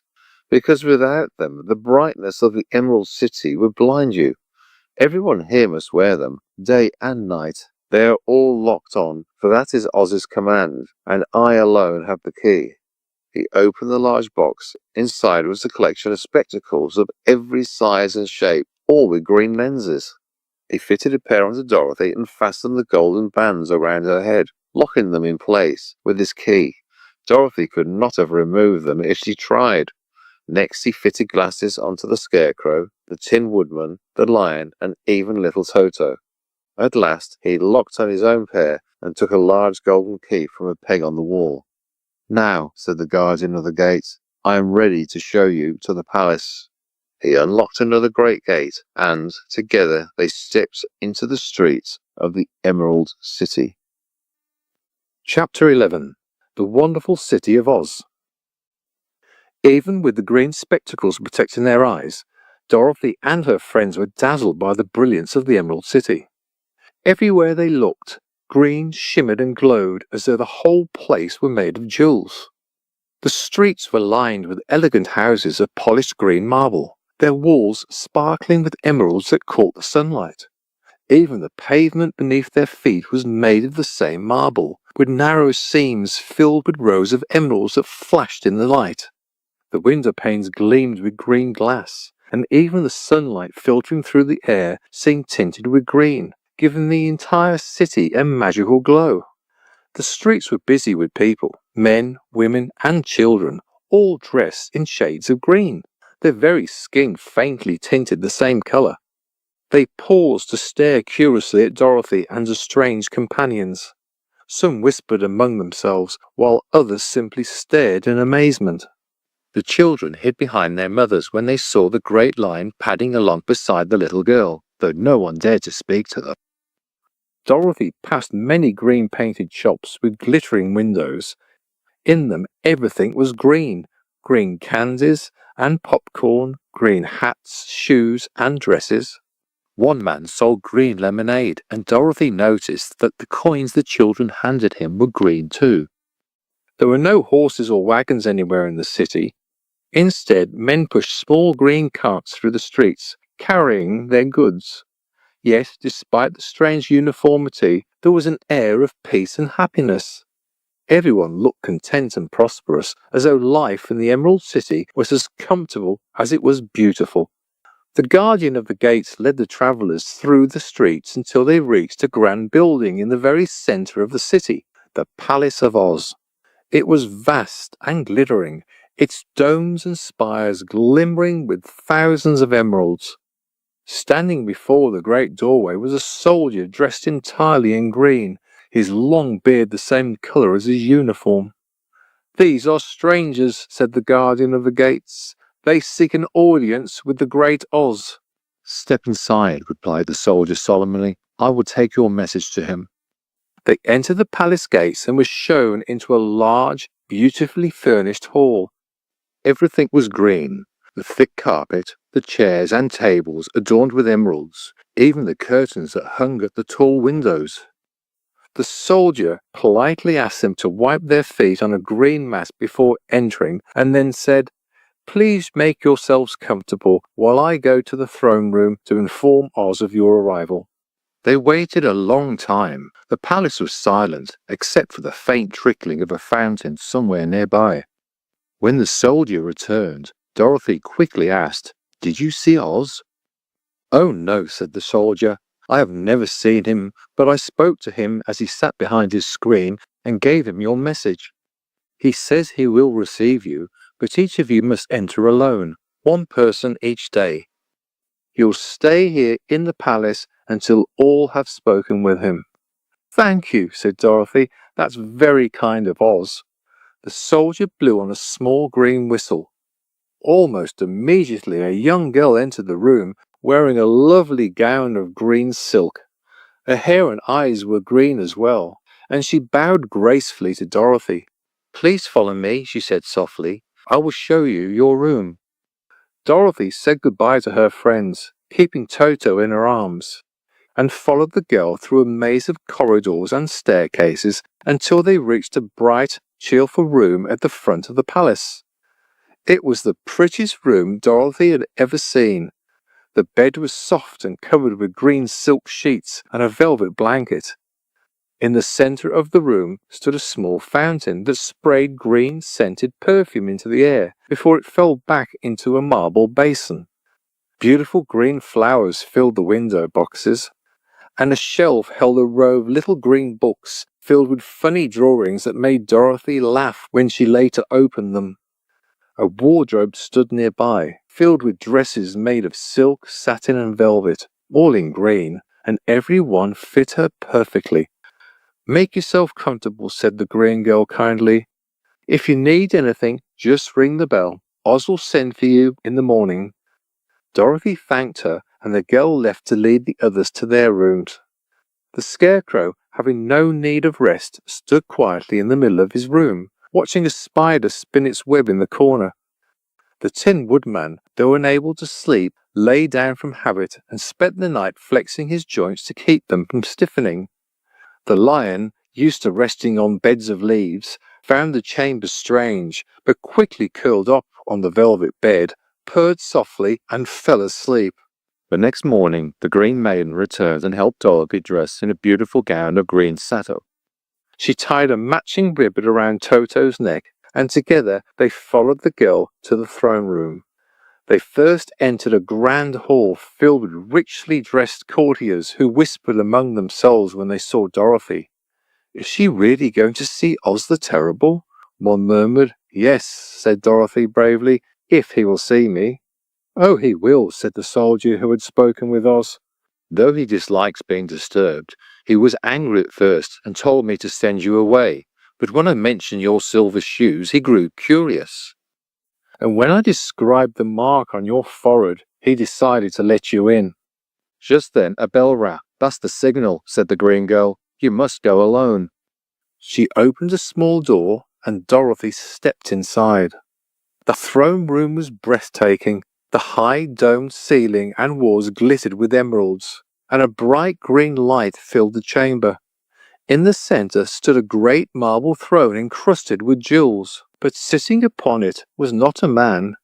It was a giant head, enormous, hairless, and floating without a body. The eyes turned towards Dorothy and fixed her with a piercing stare. Then the mouth opened and a deep voice said, "I am Oz, the great and terrible. Who are you, and why do you seek me?"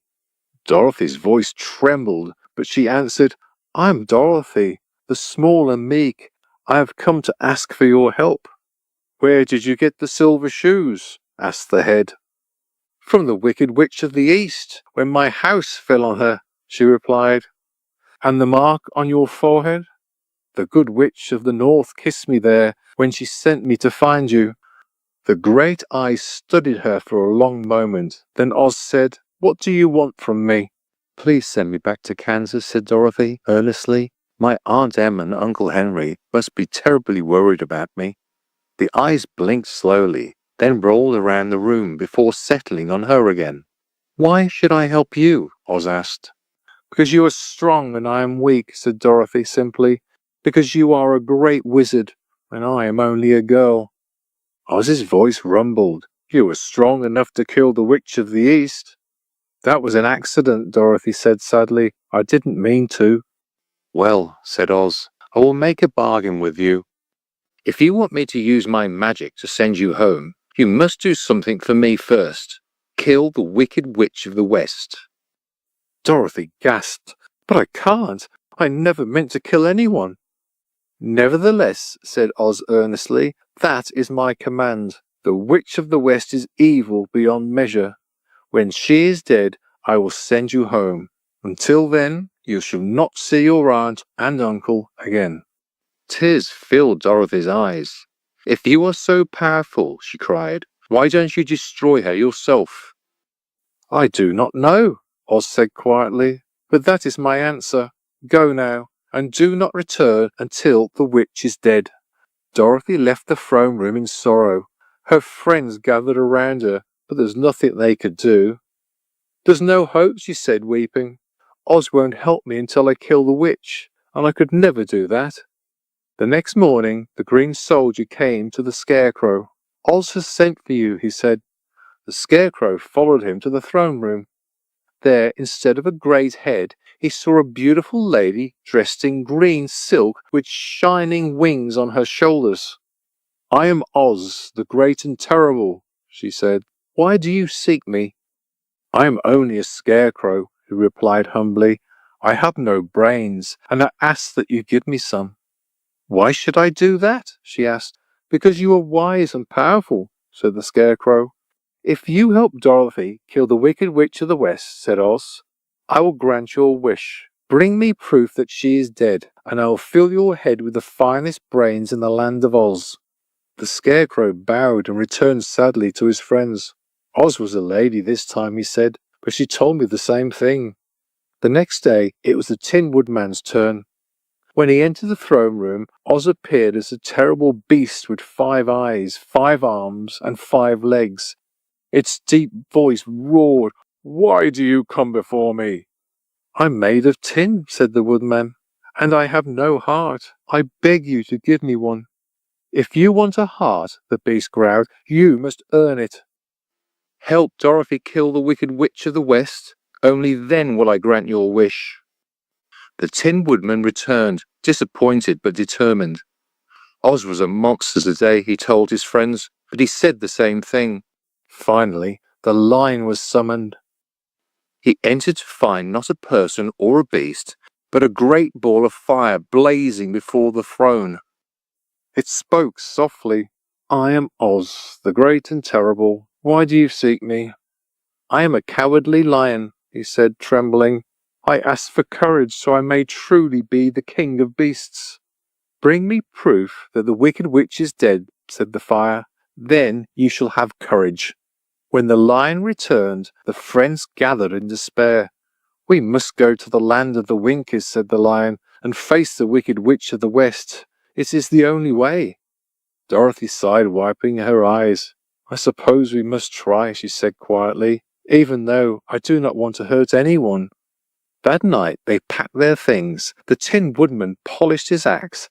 The Scarecrow was stuffed with fresh straw, and Dorothy filled her basket with food. In the morning they rose at the crowing of a green rooster, ready to begin their journey to face whatever dangers awaited them. Chapter 12. The Search for the Wicked Witch. The soldier with the green whiskers guided them through the Emerald City until they reached the guardian of the gates. He removed their green spectacles, returned them to his large box, and politely opened the city gate for the group. "Which road takes us to the Wicked Witch of the West?" Dorothy asked.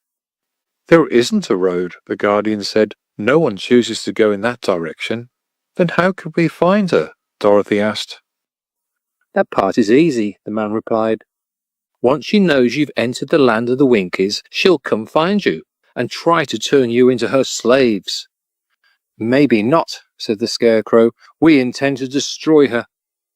"Oh, well, that's different," said the guardian. "No one has ever defeated her, so I assumed she would enslave you the way she has everyone else. Be careful, she's cruel and dangerous. Head west towards the setting sun, and you'll reach her eventually." They thanked him, said goodbye, and started walking west, across soft grassy fields dotted with daisies and buttercups. Soon the Emerald City disappeared behind them. As they continued, the ground became rough and hilly. There were no farms, no houses, and the land looked wild and untouched. By afternoon the sun beat down on them. There were no trees for shade, and Dorothy, Toto, and the lion grew tired. They lay down on the grass and fell asleep, while the Tin Woodman and the Scarecrow stood watch. Far away, the Wicked Witch of the West sat at the doorway of her castle. She had only one eye, but it was powerful and could see like a telescope. She spotted Dorothy and her friends sleeping in the distance. Although they were far away, the witch instantly became furious that strangers had entered her land. She raised a silver whistle hanging from her neck and blew it sharply. Immediately a pack of huge wolves ran toward her from every direction. They had long legs, fierce eyes, and sharp teeth. "Find those travellers," she ordered, "and tear them to pieces." "Won't you make them slaves first?" asked the lead wolf. "No," she said. "One is made of tin, one of straw, one is just a girl, and the other is a lion. None of them can work. Tear them apart." "As you wish," said the wolf, and he charged away, the pack racing behind him. Luckily, the Tin Woodman and the Scarecrow heard the wolves coming. "This is my fight," said the Tin Woodman. "Stand behind me. I'll take them as they come." He grabbed his axe, freshly sharpened, as the first wolf leapt at him. He swung the axe and struck, cutting off its head. The wolf died instantly. Another followed, and he struck it down as well. There were 40 wolves in total. Each one fell to the woodman's axe. Soon they were all lying in a heap on the ground. He set down his axe, and sat beside the Scarecrow. "That was a strong fight, my friend," the Scarecrow said. They waited until Dorothy woke up the next morning. She was frightened when she saw the pile of wolves, but the Tin Woodman explained everything. She thanked him for protecting them, ate breakfast, and they continued their journey. That same morning, the Wicked Witch stepped outside again. With one sharp eye, she saw her wolves dead and the strangers still travelling across her land. She grew even angrier and blew her silver whistle twice. A huge flock of wild crows suddenly filled the sky, darkening it. The witch said to the King Crow, "Fly to those travellers, peck out their eyes and tear them apart." The flock swooped towards Dorothy and her friends.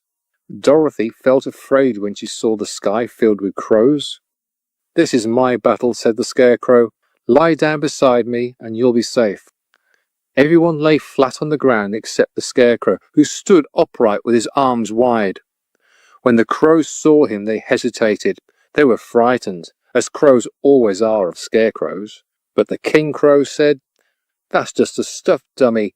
I'll take out his eyes." He flew straight at the Scarecrow, but the Scarecrow grabbed him by the neck and twisted until the crow fell dead. Another crow attacked, and the Scarecrow fought it the same way. He defeated every crow in the flock, leaving them all scattered around him. When the battle was over, he called his friends to stand, and they travelled on. The Wicked Witch was furious now. She blew her whistle 3 times, and a deep buzzing filled the air. A massive swarm of black bees rose up and flew toward her. "Sting the travellers to death," she commanded. But the Scarecrow had a plan. "Take the straw out of me," he told the Woodman, "and spread it over Dorothy, Toto, and the lion. They'll be safe that way." The Tin Woodman did exactly that. The bees arrived and flew toward him instead. But their stingers could not pierce his metal body. As each bee stung him, it fell dead. Soon the whole swarm lay in little piles on the ground. Dorothy and the lion helped put the straw back into the Scarecrow, and they continued their journey, while the witch's anger burned hotter than ever. Then she ordered her Winky slaves to attack them with sharp spears.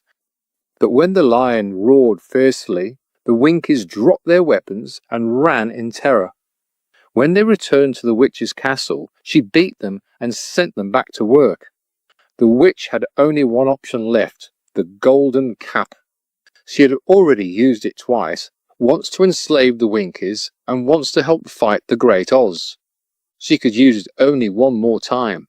Knowing she had no other choice, she placed the golden cap on her head and recited a spell.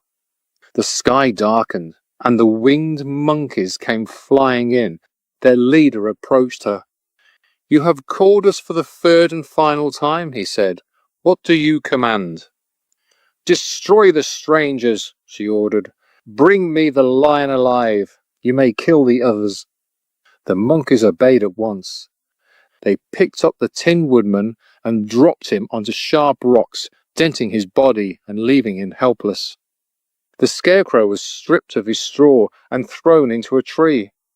They tied up the lion and dragged him back to the witch's castle. But when they came to Dorothy, the leader noticed the kiss of the good witch shining on her forehead. "We cannot harm this girl," he said to the others. "No magic allows it." They lifted Dorothy gently and carried her to the witch's front steps. Then they returned to the witch and said, "We did everything you asked. The lion is tied up, the Tin Woodman and the Scarecrow were destroyed. But we could not harm the girl or her dog. Your power over us is now finished." The witch was furious, but when she looked closely at Dorothy, she noticed the silver shoes. She knew the powerful magic they carried. Still, seeing how innocent Dorothy looked, she laughed to herself. "She doesn't know how to use them," the witch thought. "I can still make her my slave." The witch brought Dorothy into the castle and forced her to work in the kitchen. She tried to tame the lion as well, ordering him to pull her cart, but the lion growled so fiercely that she stayed away from him. She starved him each day, trying to weaken him, but Dorothy sneaked him food every night. The witch desperately wanted Dorothy's silver shoes. One day, she placed an invisible iron bar across the kitchen floor. Dorothy tripped over it, and one shoe flew off her foot. The witch snatched it up instantly and slipped it on her own. Dorothy became furious. "Give me back my shoe," she shouted. In her anger, Dorothy grabbed a bucket of water and threw it at the witch. The witch let out a horrible scream. "Look what you've done," she shrieked. "I'm melting! I'm melting!"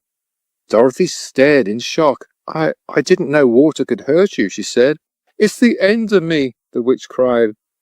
Within moments, she melted into a shapeless puddle on the floor. Dorothy emptied another bucket of water on what remained, swept the mess away, and retrieved her silver shoe. Then she rushed to the courtyard to tell the lion the news. At last, the Wicked Witch of the West had been defeated, and the group was once more free to continue their journey. Chapter 13. The Rescue. The Cowardly Lion was very pleased to hear that the Wicked Witch had been destroyed by a bucket of water. Dorothy immediately unlocked the gate of his prison and set him free. Together, they went into the castle. Dorothy's first action was to call all the Winkies together and tell them that they were no longer slaves. The yellow Winkies were overjoyed. For many years, they had been forced to work hard for the Wicked Witch, who had treated them cruelly. They decided to keep this day as a holiday forever and celebrated by feasting and dancing. "If only our friends, the Scarecrow and the Tin Woodman, were here with us," said the Lion. "Then I would be completely happy." "Don't you think we could rescue them?"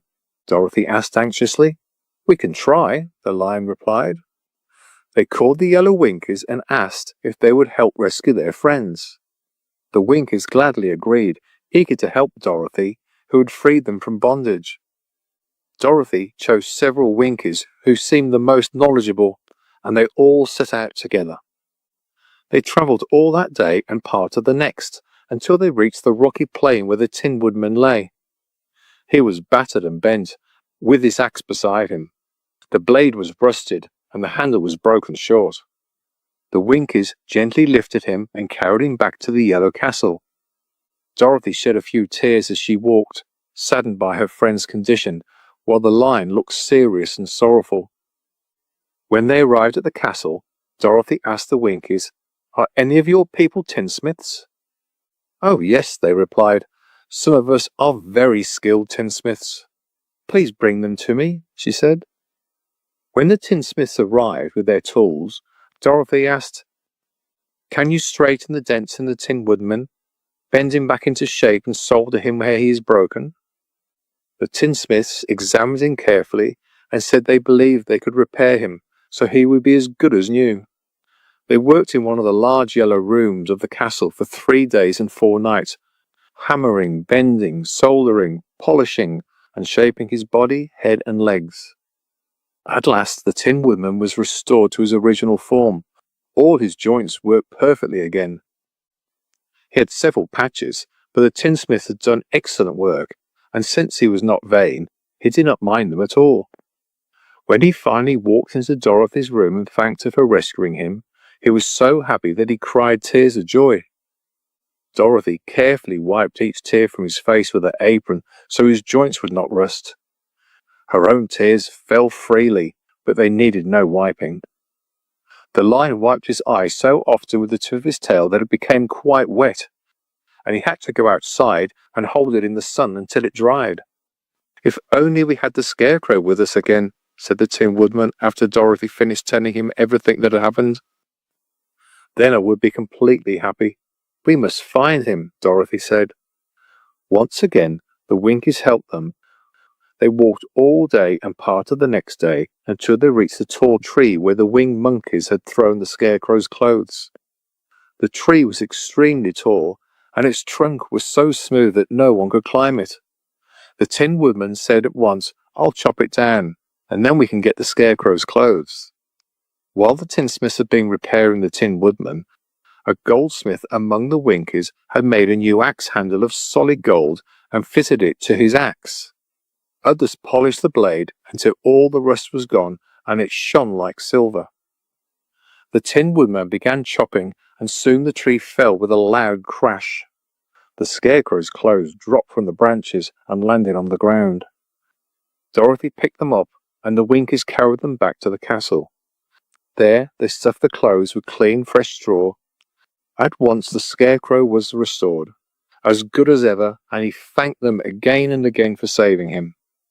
Reunited at last, Dorothy and her friends spent several happy days at the Yellow Castle, where they found everything they needed for comfort. One day, Dorothy thought of Aunt Em and said, "We must return to Oz and ask him to keep his promise." "Yes," said the Tin Woodman, "at last I will get my heart." "And I will get my brains," said the Scarecrow happily. "And I will get my courage," added the Lion thoughtfully. "And I will return to Kansas," Dorothy cried, clapping her hands. "Let's start for the Emerald City tomorrow." They all agreed. The next day, they gathered the Winkies and said goodbye. The Winkies were sad to see them go, and had grown so fond of the Tin Woodman that they begged him to stay and rule over them and the Yellow Land of the West. When they realized the travelers were determined to leave, the Winkies gave gifts to each of them. Toto and the Lion received golden collars. Dorothy was given a beautiful diamond-studded bracelet. The Scarecrow received a gold-topped walking stick to help him keep his balance. The Tin Woodman was given a silver oil can decorated with gold and precious jewels. Each traveller thanked the Winkies with a kind speech, and they shook hands until their arms were sore. Dorothy went to the witch's cupboard to fill her basket with food for the journey. There she noticed the golden cap. She tried it on and found that it fit her perfectly. Though she did not know about its magic, she thought it was beautiful and decided to wear it, placing her sunbonnet on a basket instead. Fully prepared, they set off for the Emerald City. The Winkies cheered for them and sent them off with many warm wishes. Chapter 14. The Winged Monkeys. There was no road connecting the Wicked Witch's castle to the Emerald City, not even a narrow path. When Dorothy and her 3 companions had first set out to find the witch, she had seen them approaching and immediately sent the winged monkeys to capture them and bring them to her. Finding their way back on foot now was far more difficult than when they had been carried through the air. At first, the travellers believed they knew exactly which direction to go. They understood that the Emerald City lay to the east, toward the rising sun, so they began walking confidently in that direction. However, by midday the sun was directly overhead, and they could no longer tell east from west. That confusion was what caused them to lose their way among the enormous fields of yellow daisies and buttercups that stretched endlessly in every direction. Still, they kept walking. When night came, the moon rose and lit the fields with its pale glow. Exhausted, they lay down among the sweet-smelling flowers and slept deeply until morning, all except the Scarecrow and the Tin Woodman, who could not sleep. The next morning, the sun was hidden behind thick clouds. Even so, the travellers set off again, pretending they were certain they knew which way to go. "If we just keep walking long enough," Dorothy said bravely, "I'm sure we'll eventually reach somewhere." But days passed, one after another, and the view never changed. No buildings appeared, no roads, no signs of the Emerald City, only endless scarlet fields stretching ahead of them. At last the Scarecrow began to complain. "We must have lost our way completely," he said. "And if we don't find it soon and reach the Emerald City in time, I'll never get my brains." "Neither will I get my heart," said the Tin Woodman sadly. "It feels like this journey will never end.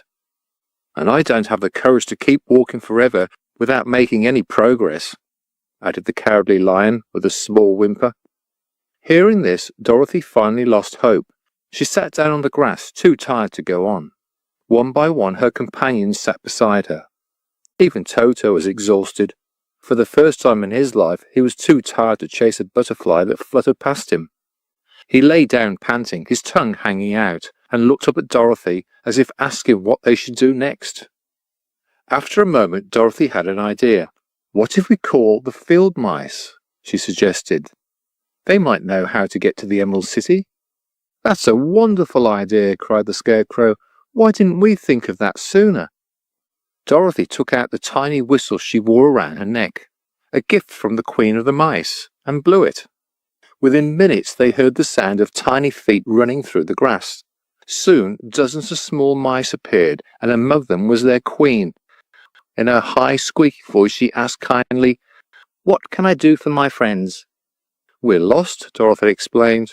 "Can you tell us how to get to the Emerald City?" "Of course," said the Queen, "but you've been walking in the wrong direction the whole time. The city is far away. It's been behind you." Then she noticed the golden cap on Dorothy's head. "Why don't you use the magic of the cap?" the Queen asked. "Call the winged monkeys. They can carry you to the Emerald City in less than an hour." Dorothy looked surprised. "I didn't know the cap was magical. What do I need to do?" "The instructions are written inside it," replied the Queen. "But if you call the winged monkeys, we must leave immediately. They enjoy causing trouble, and they love teasing us." "They won't hurt me, will they?" Dorothy asked nervously. "No," said the Queen. "They must obey whoever wears the cap. Goodbye." With that she ran off, followed quickly by all the mice. Dorothy looked inside the golden cap and saw strange words written on the lining. Carefully she read the instructions and placed the cap firmly on her head. "Epi, pepi, kaki," she said, standing on her left foot.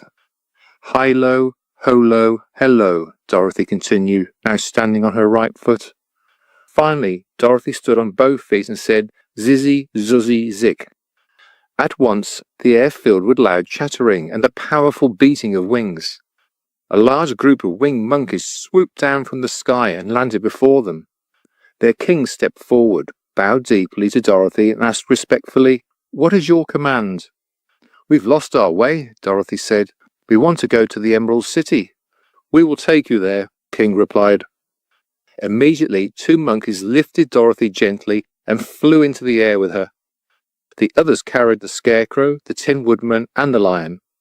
A small monkey grabbed Toto, who tried to bite him, and followed after the others. At first the Scarecrow and the Tin Woodman were frightened. They remembered how cruelly the winged monkeys had treated them before, but they soon realized that no harm was intended. Relaxing, they began to enjoy the ride, laughing as they looked down at the forests and gardens far below. Dorothy was carried comfortably between 2 large monkeys, one of whom was the king himself.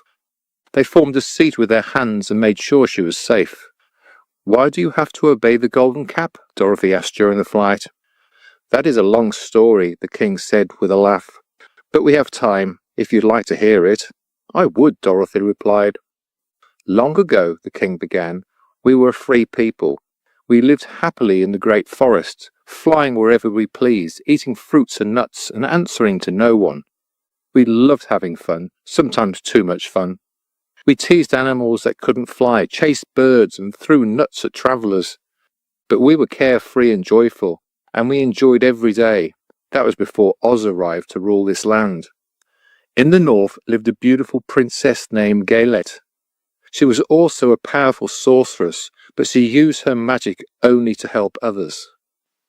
Everyone loved her, but she was lonely, because she could find no one she felt worthy to love. Eventually she met a boy named Quilala, handsome, wise and kind. She brought him to her ruby palace and used her magic to help him grow into a strong, noble man. When he became an adult, she prepared to marry him. My grandfather was king of the winged monkeys then. One day, just before the wedding, he saw Quilala walking beside a river in fine clothes. Wanting to play a joke, he ordered the monkeys to grab him and drop him into the river. Quilala laughed and swam to shore, but his beautiful clothes were ruined. Gaylette was furious. She wanted to punish us severely, but Quilala pleaded for mercy. In the end, she spared us, but only if we agreed to obey the golden cap 3 times, no matter who owned it. That is how we became bound by its magic. Quilala was the first owner of the golden cap. He was also the first to command us. Because his wife couldn't stand the sight of us, he called all the winged monkeys together after their marriage and ordered us to stay hidden in the forest, where she would never have to see us again. We were happy to obey, since we were all afraid of her. That was all we were ever asked to do until the golden cap came into the hands of the Wicked Witch of the West. She forced us to enslave the Winkies and later to drive Oz himself out of the Western land. Now the golden cap belongs to you, and you have the right to command us 3 times. As the king finished his story, Dorothy looked down and saw the green walls of the Emerald City shining below them. Moments later, the monkeys gently set the travellers down at the city gates. The king bowed once more, then flew away with his band. "That was an amazing ride," Dorothy said. "And a very fast solution to our problem," the lion agreed. "It's lucky you had that golden cap." Chapter 15. The Truth About the Great and Terrible Oz. The 4 travellers walked up to the massive gates of the Emerald City and rang the bell. After several rings, the gates swung open and there stood the same guardian of the gates they had met before. "What, you're back already?" he asked, clearly surprised. "Can't you see us standing here?" replied the Scarecrow. "But I thought you went to see the Wicked Witch of the West." "We did," said the Scarecrow calmly. "And she let you leave?" the guardian asked in amazement. "She didn't have much choice," said the Scarecrow. "She melted." "Melted?" the man repeated. "That's wonderful news. Who did it?" "Dorothy did," said the lion seriously. "Good heavens!" cried the guardian, bowing deeply to Dorothy. He led them into his small room and carefully locked the green spectacles onto their faces, just as he had before. Then he opened the gate and allowed them into the Emerald City. When the people heard that Dorothy had destroyed the Wicked Witch of the West, they rushed out to see her.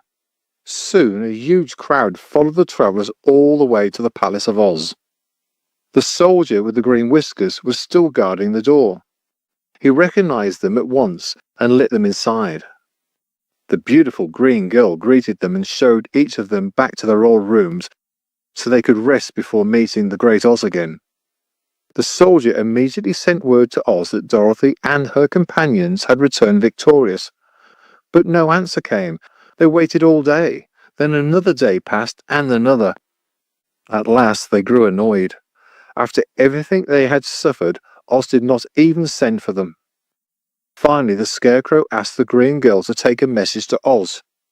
It said that if the wizard did not see them at once, they would call the winged monkeys for help and demand that he keep his promises.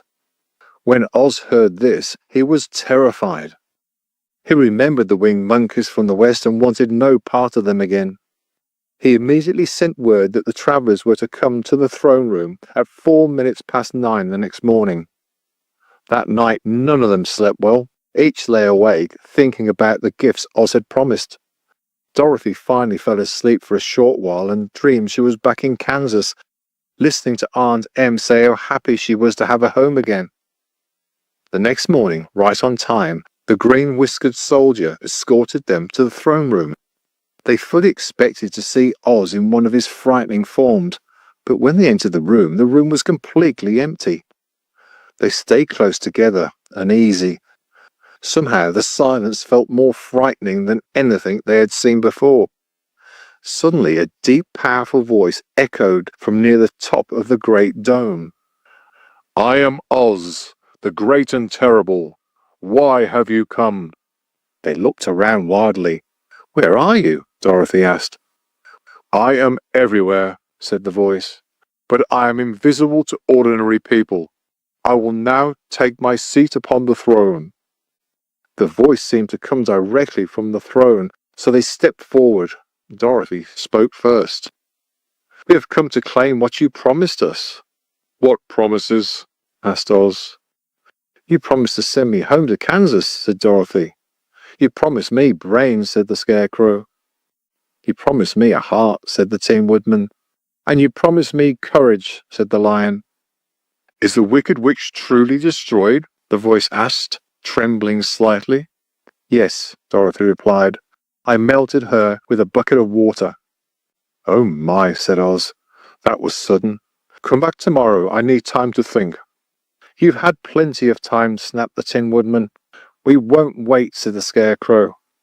"You must keep your promises," Dorothy insisted. The Lion decided to scare Oz. He let out a tremendous roar. Toto jumped in fright, crashing into a screen in the corner. It fell over with a loud bang. Behind it stood a small old man with a bald head and wrinkled face. He looked just as shocked as they were. The Tin Woodman raised his axe. "Who are you?" "I am Oz," said the little man shakily, "the great and terrible. Please don't hurt me. I'll do anything you ask." They stared at him in disbelief. "I thought Oz was a giant's head," said Dorothy. "I thought he was a beautiful lady," said the Scarecrow. "I thought he was a terrifying beast," said the Tin Woodman. "I thought he was a ball of fire," said the Lion. "You're all mistaken," said the little man softly. "I've been pretending." "Pretending?" cried Dorothy. "You're not a real wizard." "Please don't say that so loudly," he whispered. "I'm supposed to be one." "So you aren't?" she asked. "No," he admitted. "I'm just an ordinary man." "You're worse than that," said the Scarecrow sadly. "You're a fraud." "That's right," said Oz cheerfully. "A complete fraud." The Tin Woodman sighed. "Then how will I ever get my heart?" "And my courage?" asked the Lion. "And my brains?" wailed the Scarecrow. Oz wrung his hands. "Please don't think about that. Think of the trouble I am in now that my secret is out." "Does anyone else know?" Dorothy asked. "No, only you and me," Oz replied. "I fooled everyone for years. I stayed hidden so they would think I was powerful." "But how did you appear as a giant's head?" Dorothy asked. "A trick," Oz said. "Come with me." He led them into a small room behind the throne room. There lay a giant's head made of paper and carefully painted. "I hung it from the ceiling and moved it with strings," he explained. "I am a ventriloquist. I can throw my voice anywhere." He showed them the costume of the beautiful lady and the cotton ball that became a blazing fire when soaked in oil. "You really should be ashamed," said the Scarecrow. "I am," Oz admitted, "but it was all I could do." They sat down and Oz told them his story. "I was born in Omaha." "That's close to Kansas," Dorothy exclaimed. "He was a balloonist. One day his balloon drifted far away, landing in this strange land. The people thought he was a wizard, and he let them believe it. He had the city built, named it Emerald City, and made everyone wear green glasses so everything looked green. I've ruled here for many years," Oz said, "but I was always afraid of the witches. I had no real magic. When you destroyed them, I was relieved, but I can't truly keep my promises." "I think you're a bad man," said Dorothy. "I'm a good man," Oz said gently, "just a bad wizard." "Can't you give me brains?" the Scarecrow asked. "You don't really need them," Oz replied. "You learn something new every day. A baby has a brain, but it doesn't know much yet. Knowledge comes from experience, and the longer you live, the more you learn." "That may be true," said the Scarecrow, "but I'll never be happy unless you give me brains." The wizard studied him for a moment. "Well," he said with a sigh, "I'm not much of a magician, as I've already told you. But if you come back tomorrow morning, I'll give you some brains. I can't teach you how to use them, though. You'll have to figure that out on your own." "Oh, thank you," cried the Scarecrow. "I'll make good use of them, you'll see." "But what about my courage?" the Lion asked nervously. "You already have plenty of courage," Oz said. "What you're missing is confidence. Every living creature feels fear when facing danger. Real courage means acting even when you're afraid, and you already do that." "Maybe so," the Lion said, "but I still feel scared. I won't be happy unless you give me the kind of courage that makes fear disappear." "All right," Oz replied. "Come back tomorrow and I'll give you that kind of courage." "And what about my heart?" asked the Tin Woodman. "As for that," Oz said, "I think you're mistaken to want one. A heart causes most people more pain than joy. You're actually lucky not to have one." "That's a matter of opinion," the Tin Woodman said. "I'll accept all the sadness that comes with it if you'll only give me a heart." "Very well," Oz said quietly. "Come back tomorrow and you shall have one." "And now," Dorothy said, "how can I get back to Kansas?" "We'll need time to think about that," Oz replied. "Give me 2 or 3 days and I'll find a way to get you across the desert. Until then, you'll all be my guests. You'll stay in the palace and my people will take care of you and do whatever you ask. There's just one thing I ask in return, he added. You must keep my secret. Don't tell anyone that I'm a fraud. They agreed and returned to their rooms feeling cheerful and hopeful. Even Dorothy believed that the great and terrible humbug, as she now called him, might still find a way to send her home to Kansas. And if he did, she was ready to forgive him for everything. Chapter 16. The Art of the Great Humbug. The next morning, the Scarecrow said to his friends, Congratulations to me. I'm finally going to Oz to get my brains. When I come back, I'll be just like other people.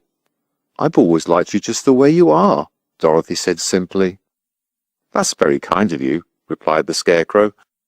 But I'm sure you'll admire me even more when you hear the wonderful ideas my new brain will produce. Then he cheerfully said goodbye to everyone and went to the throne room. He knocked on the door. Come in, said Oz. The Scarecrow entered and saw the little man sitting by the window, deep in thought. I've come for my brains, the Scarecrow said, feeling a little nervous. Oh, yes, replied Oz. Please sit in that chair. You'll have to excuse me for removing your head, but that's the only way I can put your brains in properly.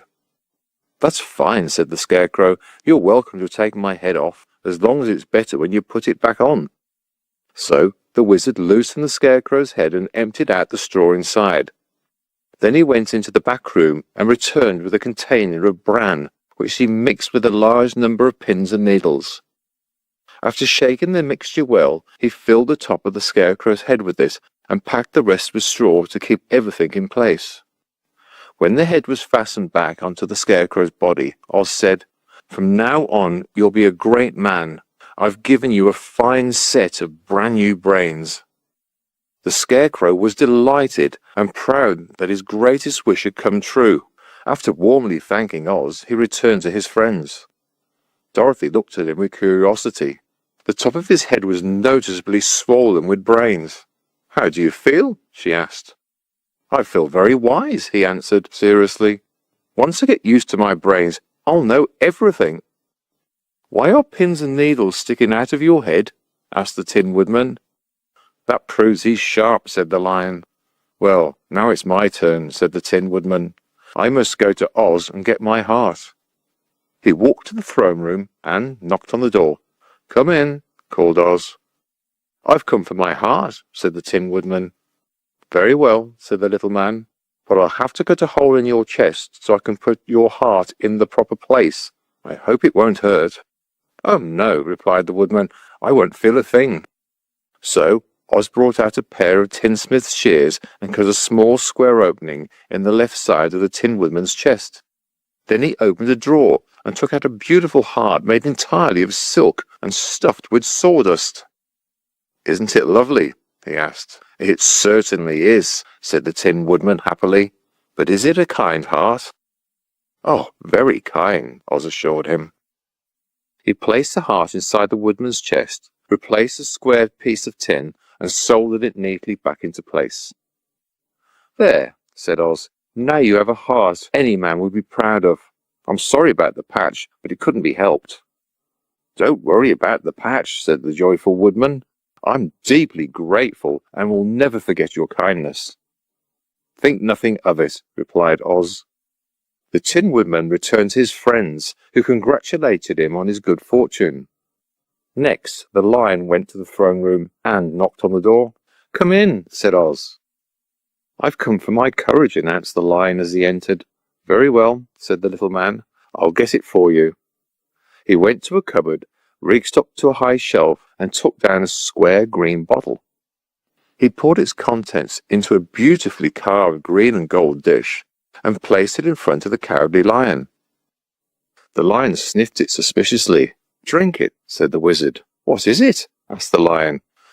Well, said Oz, once it's inside you, it will be courage. You already know that courage actually comes from within, so this can't truly be called courage until you drink it. So I suggest you do so right away. The Lion hesitated no longer and drank until the dish was empty. How do you feel now? Asked Oz. "Full of courage," replied the lion, who happily returned to his friends to share the good news.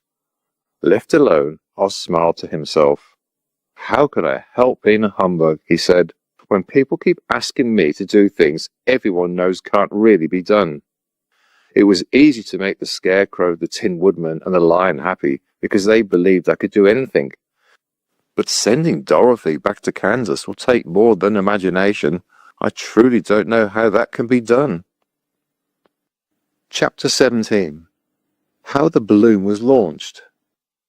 For 3 days Dorothy heard nothing from Oz. They were difficult days for her, even though her friends seemed perfectly happy and satisfied. The Scarecrow said he had wonderful ideas filling his head, but he refused to share them because he believed no one else could possibly understand. The Tin Woodman walked around listening to his heart gently rattling inside his chest.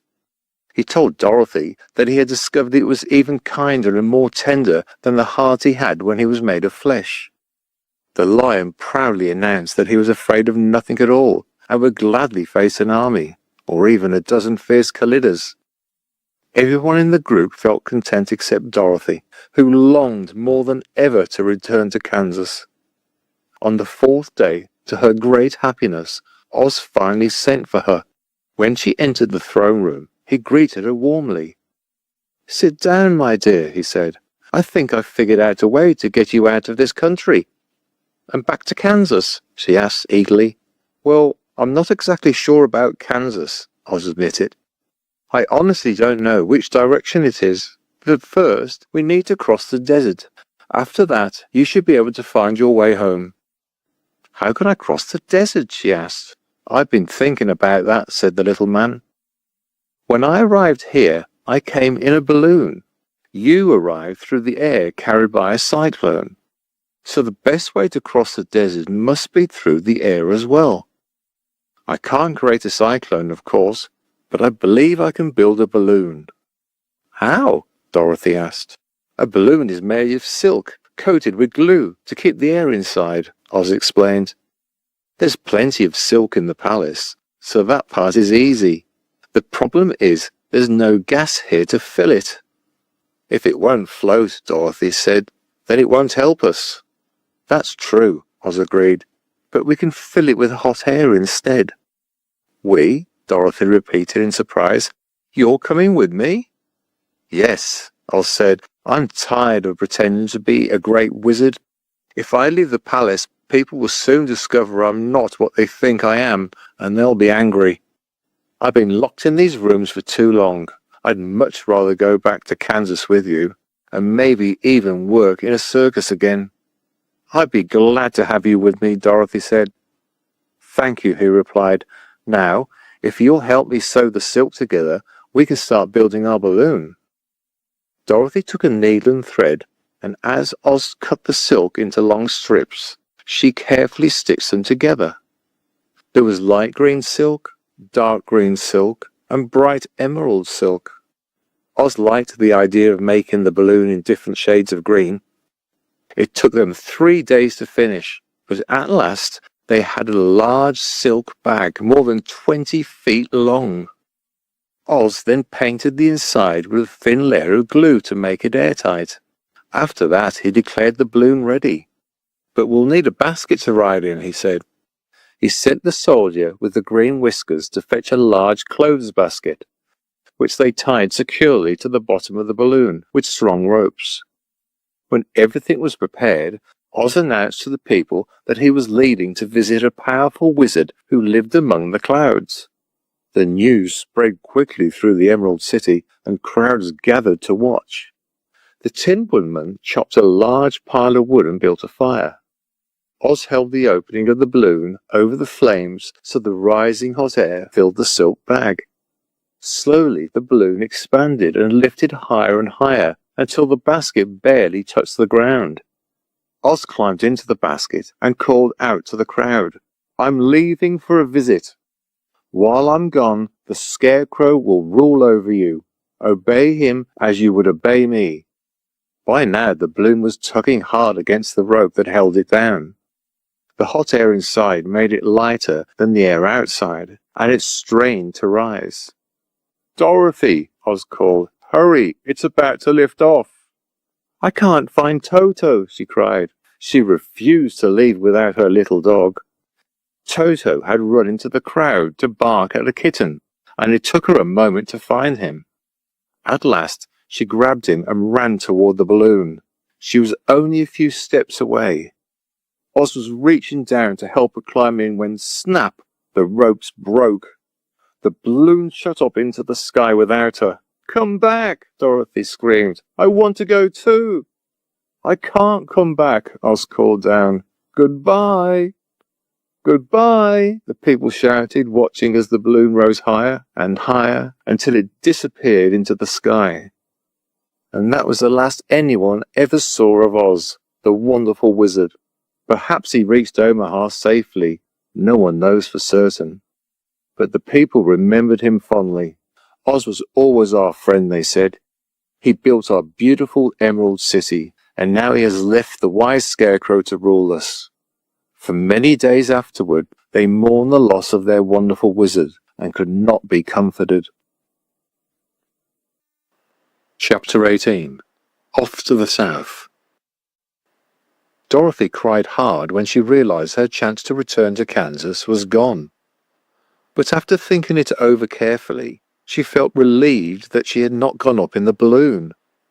She was also sad about losing Oz, and her friends felt the same way. The Tin Woodman came to her and said, I would be ungrateful if I didn't mourn the man who gave me my wonderful heart. I would like to cry for him, but please wipe away my tears so I won't rust. Of course, Dorothy said kindly, and she quickly brought a towel.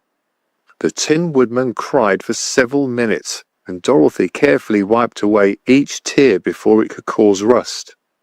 When he finished, he thanked her warmly and oiled himself thoroughly with his jeweled oil can to prevent any damage.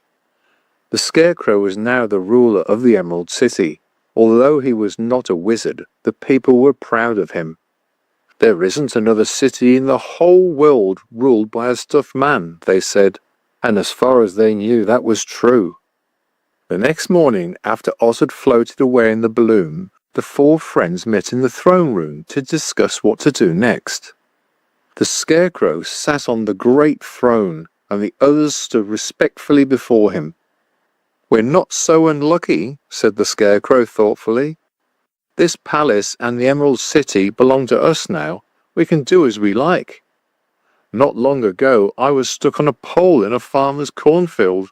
Now I rule this beautiful city. I'm quite satisfied with my situation. I am too, said the Tin Woodman. I have my new heart, and that was the only thing I truly wanted. As for me, said the Lion modestly, I'm happy knowing I'm as brave as any animal who ever lived, maybe even braver. If only Dorothy were willing to stay here, the Scarecrow continued, we could all live happily together. But I don't want to live here, Dorothy said quickly. I want to go back to Kansas and live with Aunt Em and Uncle Henry. Then what can we do? Asked the Tin Woodman. The Scarecrow began thinking very hard. He thought so deeply that the pins holding his stuffing began to poke out of his head. At last he said, Why don't we call the winged monkeys and ask them to carry you across the desert? I didn't think of that, Dorothy exclaimed. That's perfect. I'll get the golden cap right away. She brought it into the throne room, spoke the magic words, and soon the winged monkeys flew in through the open window and gathered around her. This is the second time you have called us, said the Monkey King, bowing. What do you wish? I want you to fly me to Kansas, Dorothy said eagerly, but the Monkey King shook his head. That is impossible, he replied. We belong only to this country and cannot leave it. No winged monkey has ever been to Kansas, and I doubt there ever will be. We would gladly serve you in any way we can, but we cannot cross the desert. Goodbye. With another bow, he spread his wings and flew out the window, followed by his band. Dorothy felt tears rising again. I wasted one of the golden cap's wishes for nothing, she said sadly. The winged monkeys can't help me." "That's really unfortunate," said the kind-hearted woodman. The Scarecrow began thinking once more. His head swelled so much that Dorothy worried it might burst. "Let's call the soldier with the green whiskers and ask his advice," he said at last. The soldier was summoned and entered the throne room nervously. While Oz had ruled, he had never been allowed inside. "This young girl wants to cross the desert," the Scarecrow explained. "Do you know how she can do it?" "I'm afraid I don't," the soldier replied. "No one has ever crossed the desert, except perhaps Oz himself." "Isn't there anyone who can help me?" Dorothy asked earnestly. "Glinda might," he said. "Who is Glinda?" the Scarecrow asked. "She's the Witch of the South, the most powerful of all the witches. She rules over the Quadlings. Her castle stands at the edge of the desert, so she may know how to cross it." "Is she a good witch?" Dorothy asked. "The Quadlings believe she is," the soldier answered. "She is kind to everyone. I've heard she is very beautiful and somehow remains young, even though she has lived many years." "How do I reach her castle?" Dorothy asked. "The road goes straight south," he said. "But it is said to be dangerous. Wild beasts live in the forests, and there is a strange group of people who do not welcome strangers. That is why the Quadlings rarely travel to the Emerald City." After the soldier left, the Scarecrow spoke again. "Despite the dangers, it seems the best plan is for Dorothy to travel south and ask Glinda for help. If she stays here, she will never return to Kansas." "You've been thinking again," said the Tin Woodman. "Yes," replied the Scarecrow. "I'll go with Dorothy," declared the Lion. "I'm tired of the city and miss the forests. I am a wild animal after all, and Dorothy may need someone to protect her." "That's true," agreed the Woodman. "My axe might be useful. I will go as well." "When do we leave?" asked the Scarecrow. "You're coming too?" the others asked in surprise. "Of course," he replied. "If not for Dorothy, I would still be hanging on a pole in a cornfield. She brought me here and helped me gain my brains. I owe her everything. I won't leave her until she is safely on her way back to Kansas." "Thank you," Dorothy said gratefully. "You are all so kind. I would like to leave as soon as possible." "We'll leave tomorrow morning," said the Scarecrow. "Now let's prepare. It'll be a long journey." Chapter 19. Attacked by the Fighting Trees. The next morning, Dorothy kissed the pretty green girl goodbye, and they all shook hands with the soldier with the green whiskers, who had walked with them to the gate. When the guardian of the gate saw them again, he was very surprised that they were leaving the beautiful city to face more danger. Still, he unlocked their green spectacles, placed them back in the green box, and wished them well. "You are our ruler now," he said to the Scarecrow, "so please come back to us as soon as you can."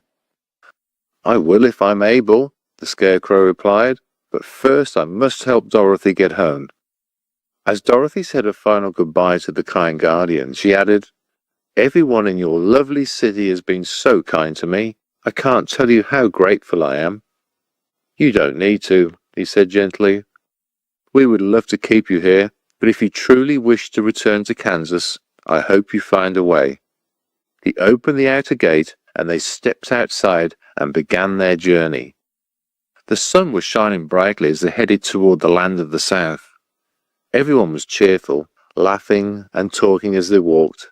Dorothy felt hopeful again about going home. The Scarecrow and the Tin Woodman were happy to help her. The Lion breathed in the fresh country air and swished his tail happily, clearly glad to be outside the city again. Toto ran around chasing butterflies and barking with excitement. "City life really isn't for me," the Lion said as they walked quickly along.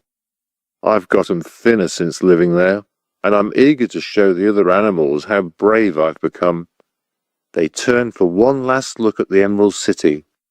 From where they stood, they could only see tall towers rising behind green walls, and high above everything, the spires and dome of the palace. Oz wasn't such a bad wizard after all, said the Tin Woodman, feeling his heart gently rattle in his chest. He gave me brains, and very good ones, said the Scarecrow proudly. If Oz had taken some of the courage he gave me, the Lion added, he would have been a brave man himself. Dorothy stayed quiet. Oz had not kept his promise to send her home, but he had tried his best. She forgave him. He was a good man, even if he wasn't a very good wizard. On the first day, they walked through green fields, filled with bright flowers surrounding the Emerald City. That night they slept under the stars on the grass and rested well. The next morning, they continued until they reached a thick forest. It stretched so far to the right and left that they couldn't see a way around it. They were afraid to change direction in case they got lost, so they searched for the easiest way to enter the woods. The Scarecrow, walking ahead, found a large tree with wide branches that left enough space for them to pass underneath. But just as he stepped forward, the branches suddenly bent down, wrapped around him, and lifted him into the air. A moment later, he was tossed back towards his friends. He wasn't hurt, but he looked surprised and a little dizzy when Dorothy helped him up. "I'll try again," said the Scarecrow. "It doesn't hurt me if I get thrown around." But when he approached another tree, his branches grabbed him and tossed him back just the same. "This is strange," Dorothy said. "What should we do?" "It seems like the trees are trying to stop us," the Lion replied. "I'll handle this," said the Tin Woodman. He picked up his axe and walked toward the first tree. When a large branch bent down to grab him, he swung his axe and chopped it clean in two. The tree began shaking its branches as if it were in pain, and the Tin Woodman walked safely underneath. "Quick, come on," he called. They hurried after him and passed under the tree safely. Only Toto was caught briefly by a small branch and shaken until he yelped. The Woodman quickly chopped the branch off and freed him. The other trees did not try to stop them. They decided that only the first row of trees had the power to bend and grab them. Perhaps they were like guards protecting the forest from strangers. The four friends walked easily through the woods until they reached the other side. But to their surprise, a tall white wall stood before them. It looked like it was made of smooth china, like a plate, and it was higher than their heads. "What do we do now?" Dorothy asked. "I'll build a ladder," said the Tin Woodman. "We'll have to climb over it." Chapter 20. The Dainty China Country. While the Woodman was building a ladder from wood he found in the forest, Dorothy lay down and fell asleep because she was tired from the long walk. The Lion curled up to sleep as well, and Toto lay beside him. The Scarecrow watched the Woodman working and said, "I can't understand why this wall is here, or what it's made of." "Don't worry about the wall," the Woodman replied. "Once you climb over it, we'll find out what's on the other side." After a while, the ladder was finished. It looked a bit clumsy, but the Tin Woodman was sure it was strong enough for their purpose. The Scarecrow woke Dorothy, the Lion, and Toto and told them the ladder was ready.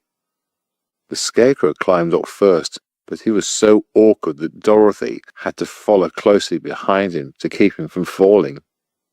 When he reached the top and looked over the wall, the Scarecrow exclaimed, "Oh my!" "Keep going," Dorothy said. So the Scarecrow climbed all the way up and sat on top of the wall. Dorothy climbed up after him, looked over the wall and cried, "Oh my," just like the Scarecrow. Then Toto climbed up and immediately began barking, but Dorothy quickly hushed him.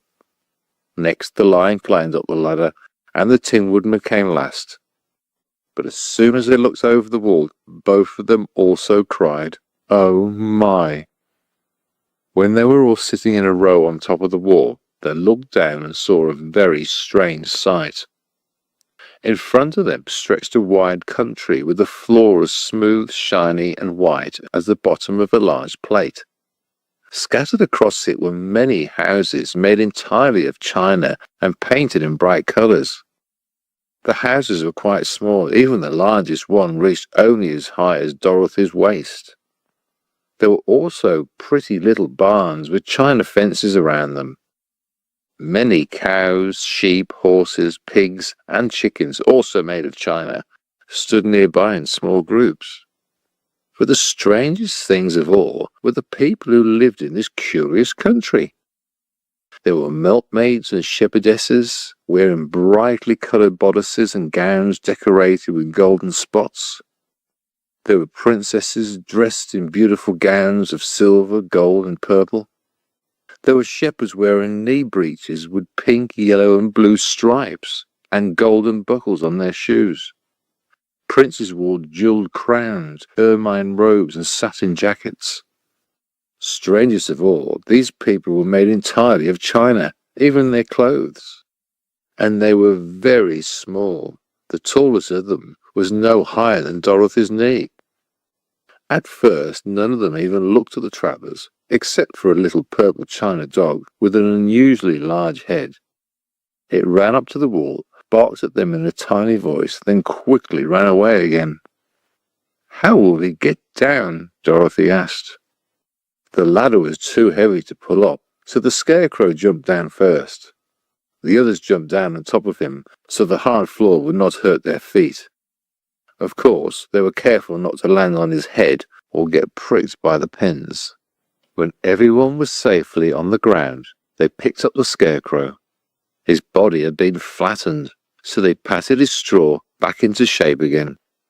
"We must cross this strange place to reach the other side," Dorothy said, "because it wouldn't be wise to go in any direction except straight south." They began walking through the country of the China people. The first thing they saw was a China milkmaid milking a China cow. As they approached, the cow suddenly kicked. It knocked over the stool, the pail, and the milkmaid herself, and everything fell onto the china ground with a loud clatter. Dorothy was shocked to see that the cow's leg had broken off, and the pail had shattered into several pieces, and the poor milkmaid had a small chip in her left elbow. "There," cried the milkmaid angrily. "Look what you've done. My cow has broken her leg, and now I must take her to the repair shop and have it glued back on. Why did you come here and scare my cow?" "I'm very sorry," Dorothy said. "Please forgive us." But the milkmaid was too angry to answer. She picked up the broken leg and led her cow away, the poor animal limping on 3 legs. As she left, the milkmaid kept glancing back angrily at the clumsy strangers, while holding her chipped elbow close to her side. Dorothy felt very sad about the accident. "We must be extremely careful here," said the kind-hearted woodman, "or we might hurt these delicate little people so badly that they will never recover." A little farther along, Dorothy saw a beautifully dressed young princess. When the princess noticed the strangers, she stopped suddenly and began to run away. Dorothy wanted to see her more closely, so she ran after her. But the China princess cried out, "Don't chase me, please don't chase me." Her voice sounded so frightened that Dorothy stopped and asked, "Why not?" "Because," the princess replied, stopping at a safe distance, "if I run, I might fall and break myself." "But couldn't you be repaired?" Dorothy asked. "Oh, yes," said the princess, "but after being repaired, one is never quite as beautiful again." "You are so beautiful that I'm sure I would love you dearly. Would you like to come back with me to Kansas? You could stand on Aunt Em's mantle. I could carry you in my basket." "That would make me very unhappy," the China princess replied. "You see, here in our country, we can move around and talk freely.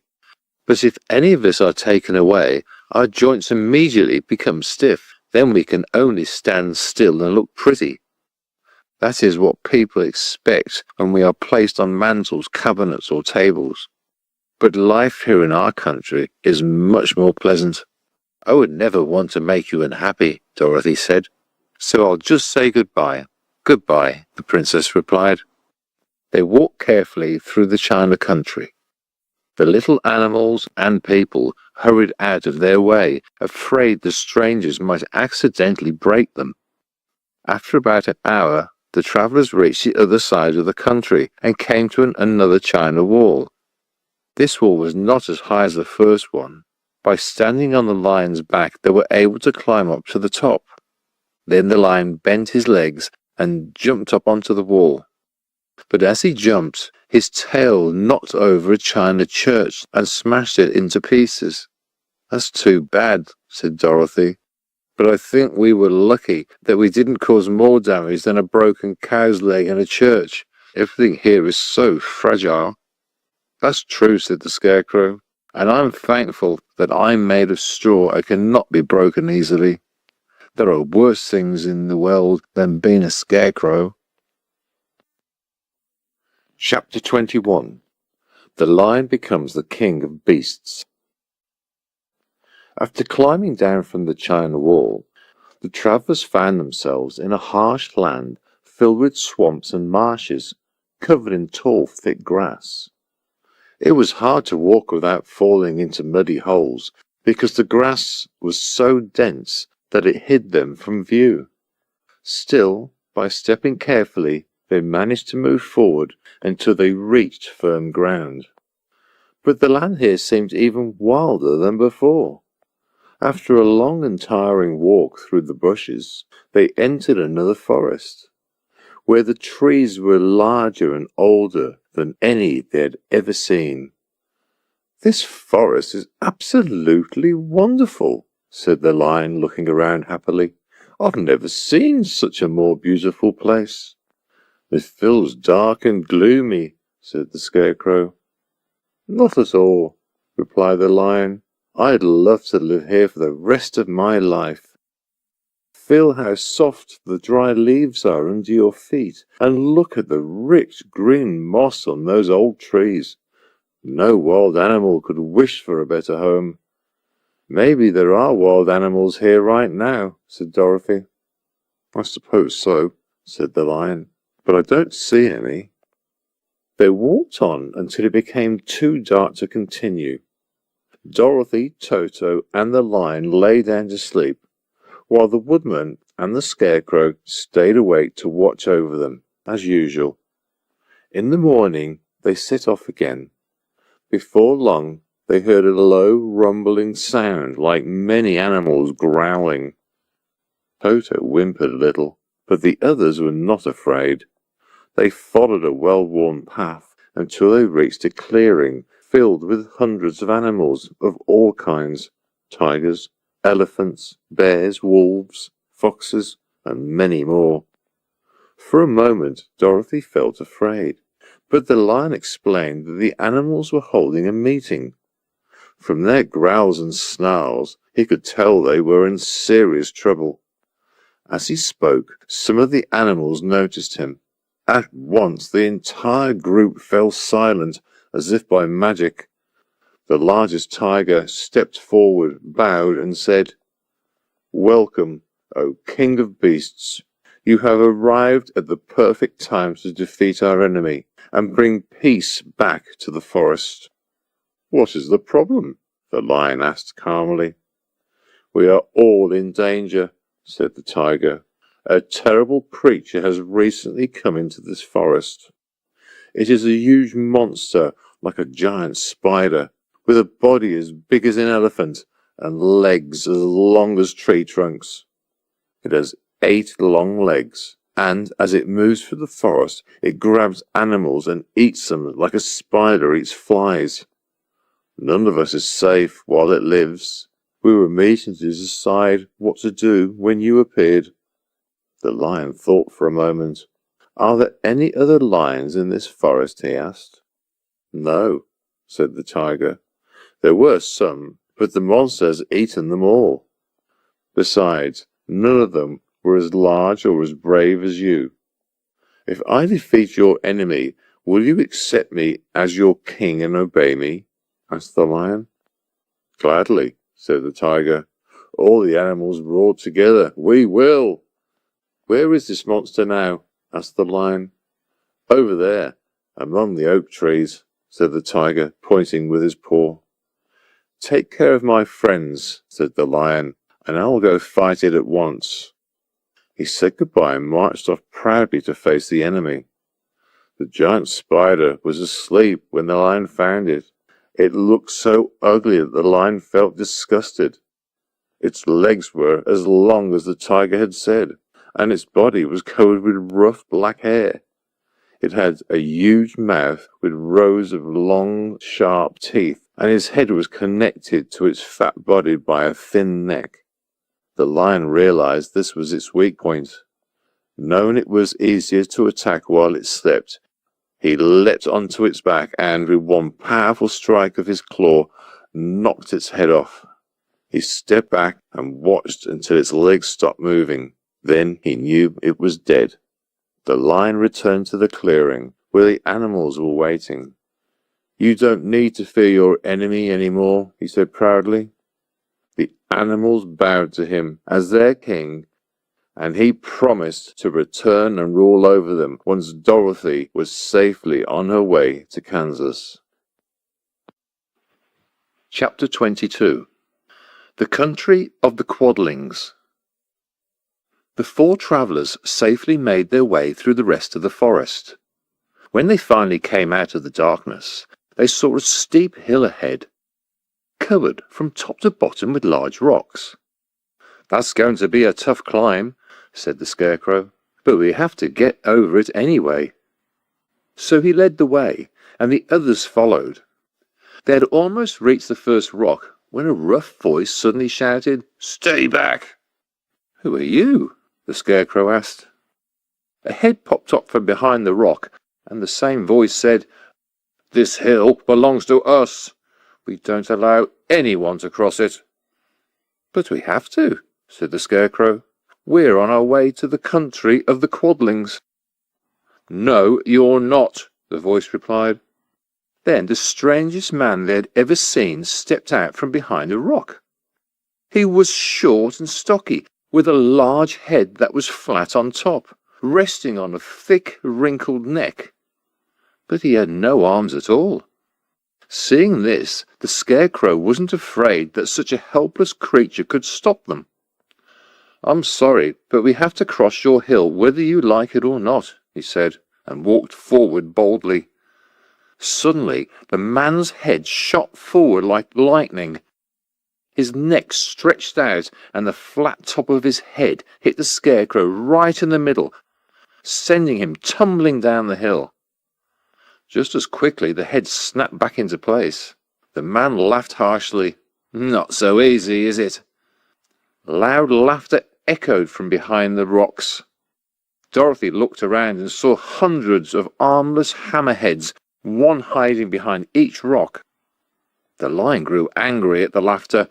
With a roar that echoed like thunder, he charged up the hill. Again, a head shot forward, and the lion was knocked backward, rolling down the hill as if he'd been hit by a cannonball. Dorothy ran down to help the Scarecrow back to his feet. The lion came over too, looking bruised and sore. "It's useless," he said. "You can't fight people whose heads shoot out like that. No one can beat them." "What should we do then?" Dorothy asked. "Call the winged monkeys," suggested the Tin Woodman. "You can still command them one more time." "Okay," she said. She put on the golden cap and spoke the magic words. The monkeys came at once, just as quickly as before, and soon the whole group stood in front of her. "What would you like us to do?" asked the king of the monkeys, bowing. "Carry us over the hill to the country of the Quadlings," Dorothy said. "Of course," the king replied. Immediately, the winged monkeys picked up Dorothy, her friends, and Toto, and flew off. As they passed over the hill, the hammerheads shouted angrily and launched their heads into the air, but they couldn't reach the monkeys.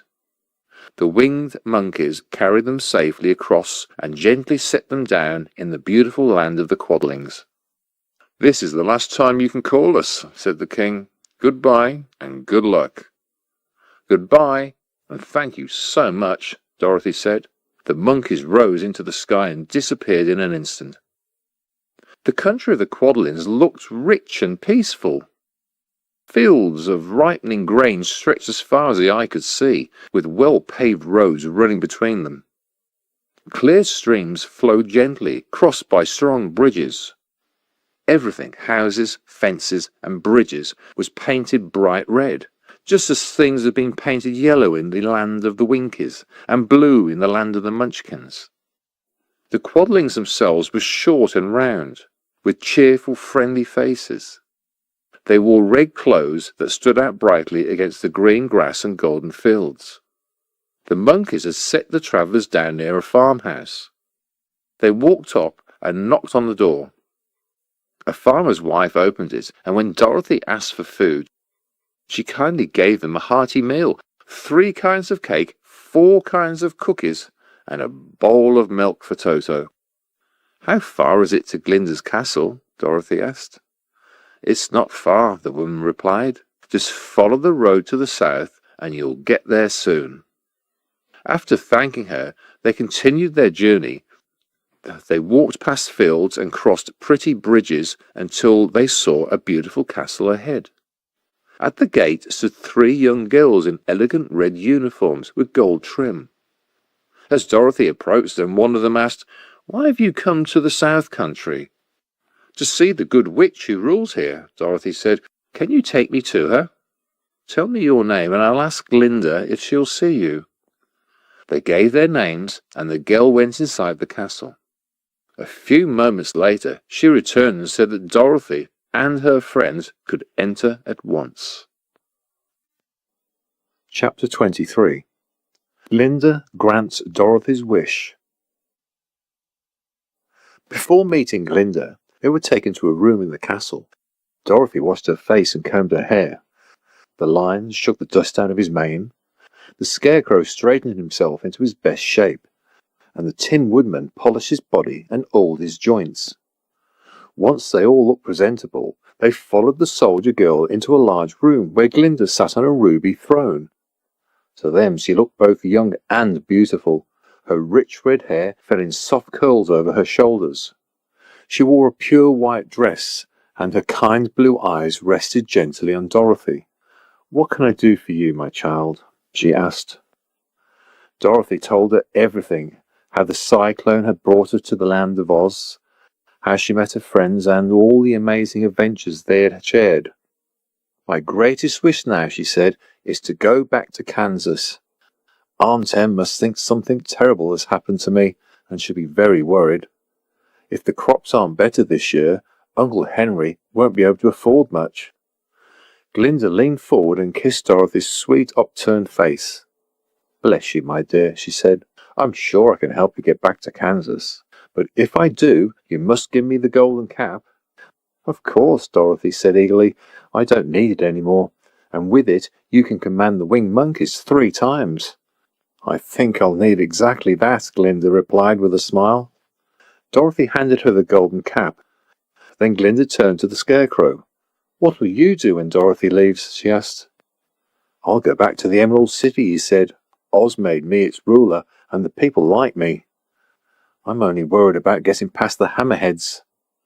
"I'll use the golden cap to have the winged monkeys carry you safely to the Emerald City," Glinda said. "It would be a shame for the people to lose such a good ruler."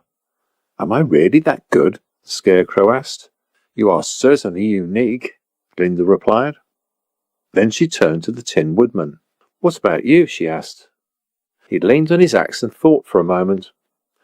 "The Winkies were very kind to me and wanted me to rule them after the Wicked Witch died," he said. "I like them very much. If I could return to the West, I'd be happy to rule them forever." "My second command to the winged monkeys," said Glinda, "will be to carry you safely to the land of the Winkies.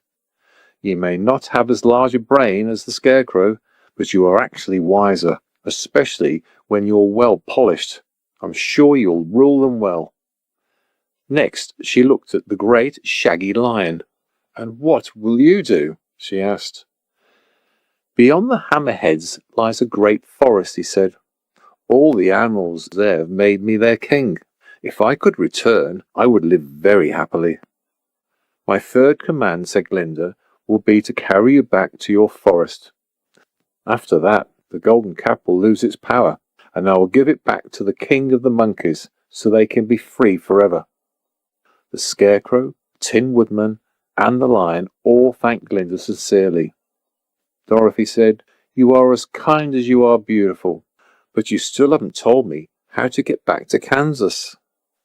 "Your silver shoes can take you across the desert," Glinda said. "If you had known their power, you could have gone home the very first day." "But then I wouldn't have gained my brains," said the Scarecrow. "And I wouldn't have a heart," said the Tin Woodman. "And I would still be a coward," said the Lion. "That's true," Dorothy said, "and I'm glad I was able to help my friends. But now that they all have what they wanted, I'd really like to go home." "The silver shoes are very powerful," said Glinda. "They can take you anywhere in the world in just 3 steps. Each step happens in the blink of an eye. All you need to do is tap your heels together 3 times and tell them where to go." "If that's true," Dorothy said happily, "then I'll go back to Kansas right now." She hugged the Lion and kissed him, gently patting his big head. She kissed the Tin Woodman, who was crying in a way that might rust his joints. Instead of kissing the Scarecrow's painted face, she hugged his soft stuffed body and found herself crying too as she said goodbye to her dear friends. Glinda stepped down from her throne and kissed Dorothy goodbye. Dorothy thanked her for all her kindness. Then Dorothy picked up Toto, held him tightly. After saying one last goodbye, she tapped her heels together 3 times and said, "Take me home to Aunt Em." At once she was spinning through the air so fast that all she could feel was the wind rushing past her ears. The silver shoes took just 3 steps. Then she stopped so suddenly that she tumbled onto the grass. After a moment she sat up and looked around. "Oh my!" she cried. She was sitting on the wide Kansas prairie. In front of her stood a new farmhouse Uncle Henry had built after the cyclone destroyed the old one. Uncle Henry was in the yard milking cows. Toto jumped from her arms and ran toward him, barking loudly. Dorothy stood up and noticed she was only wearing her stockings. The silver shoes had fallen off during her journey and were lost forever in the desert.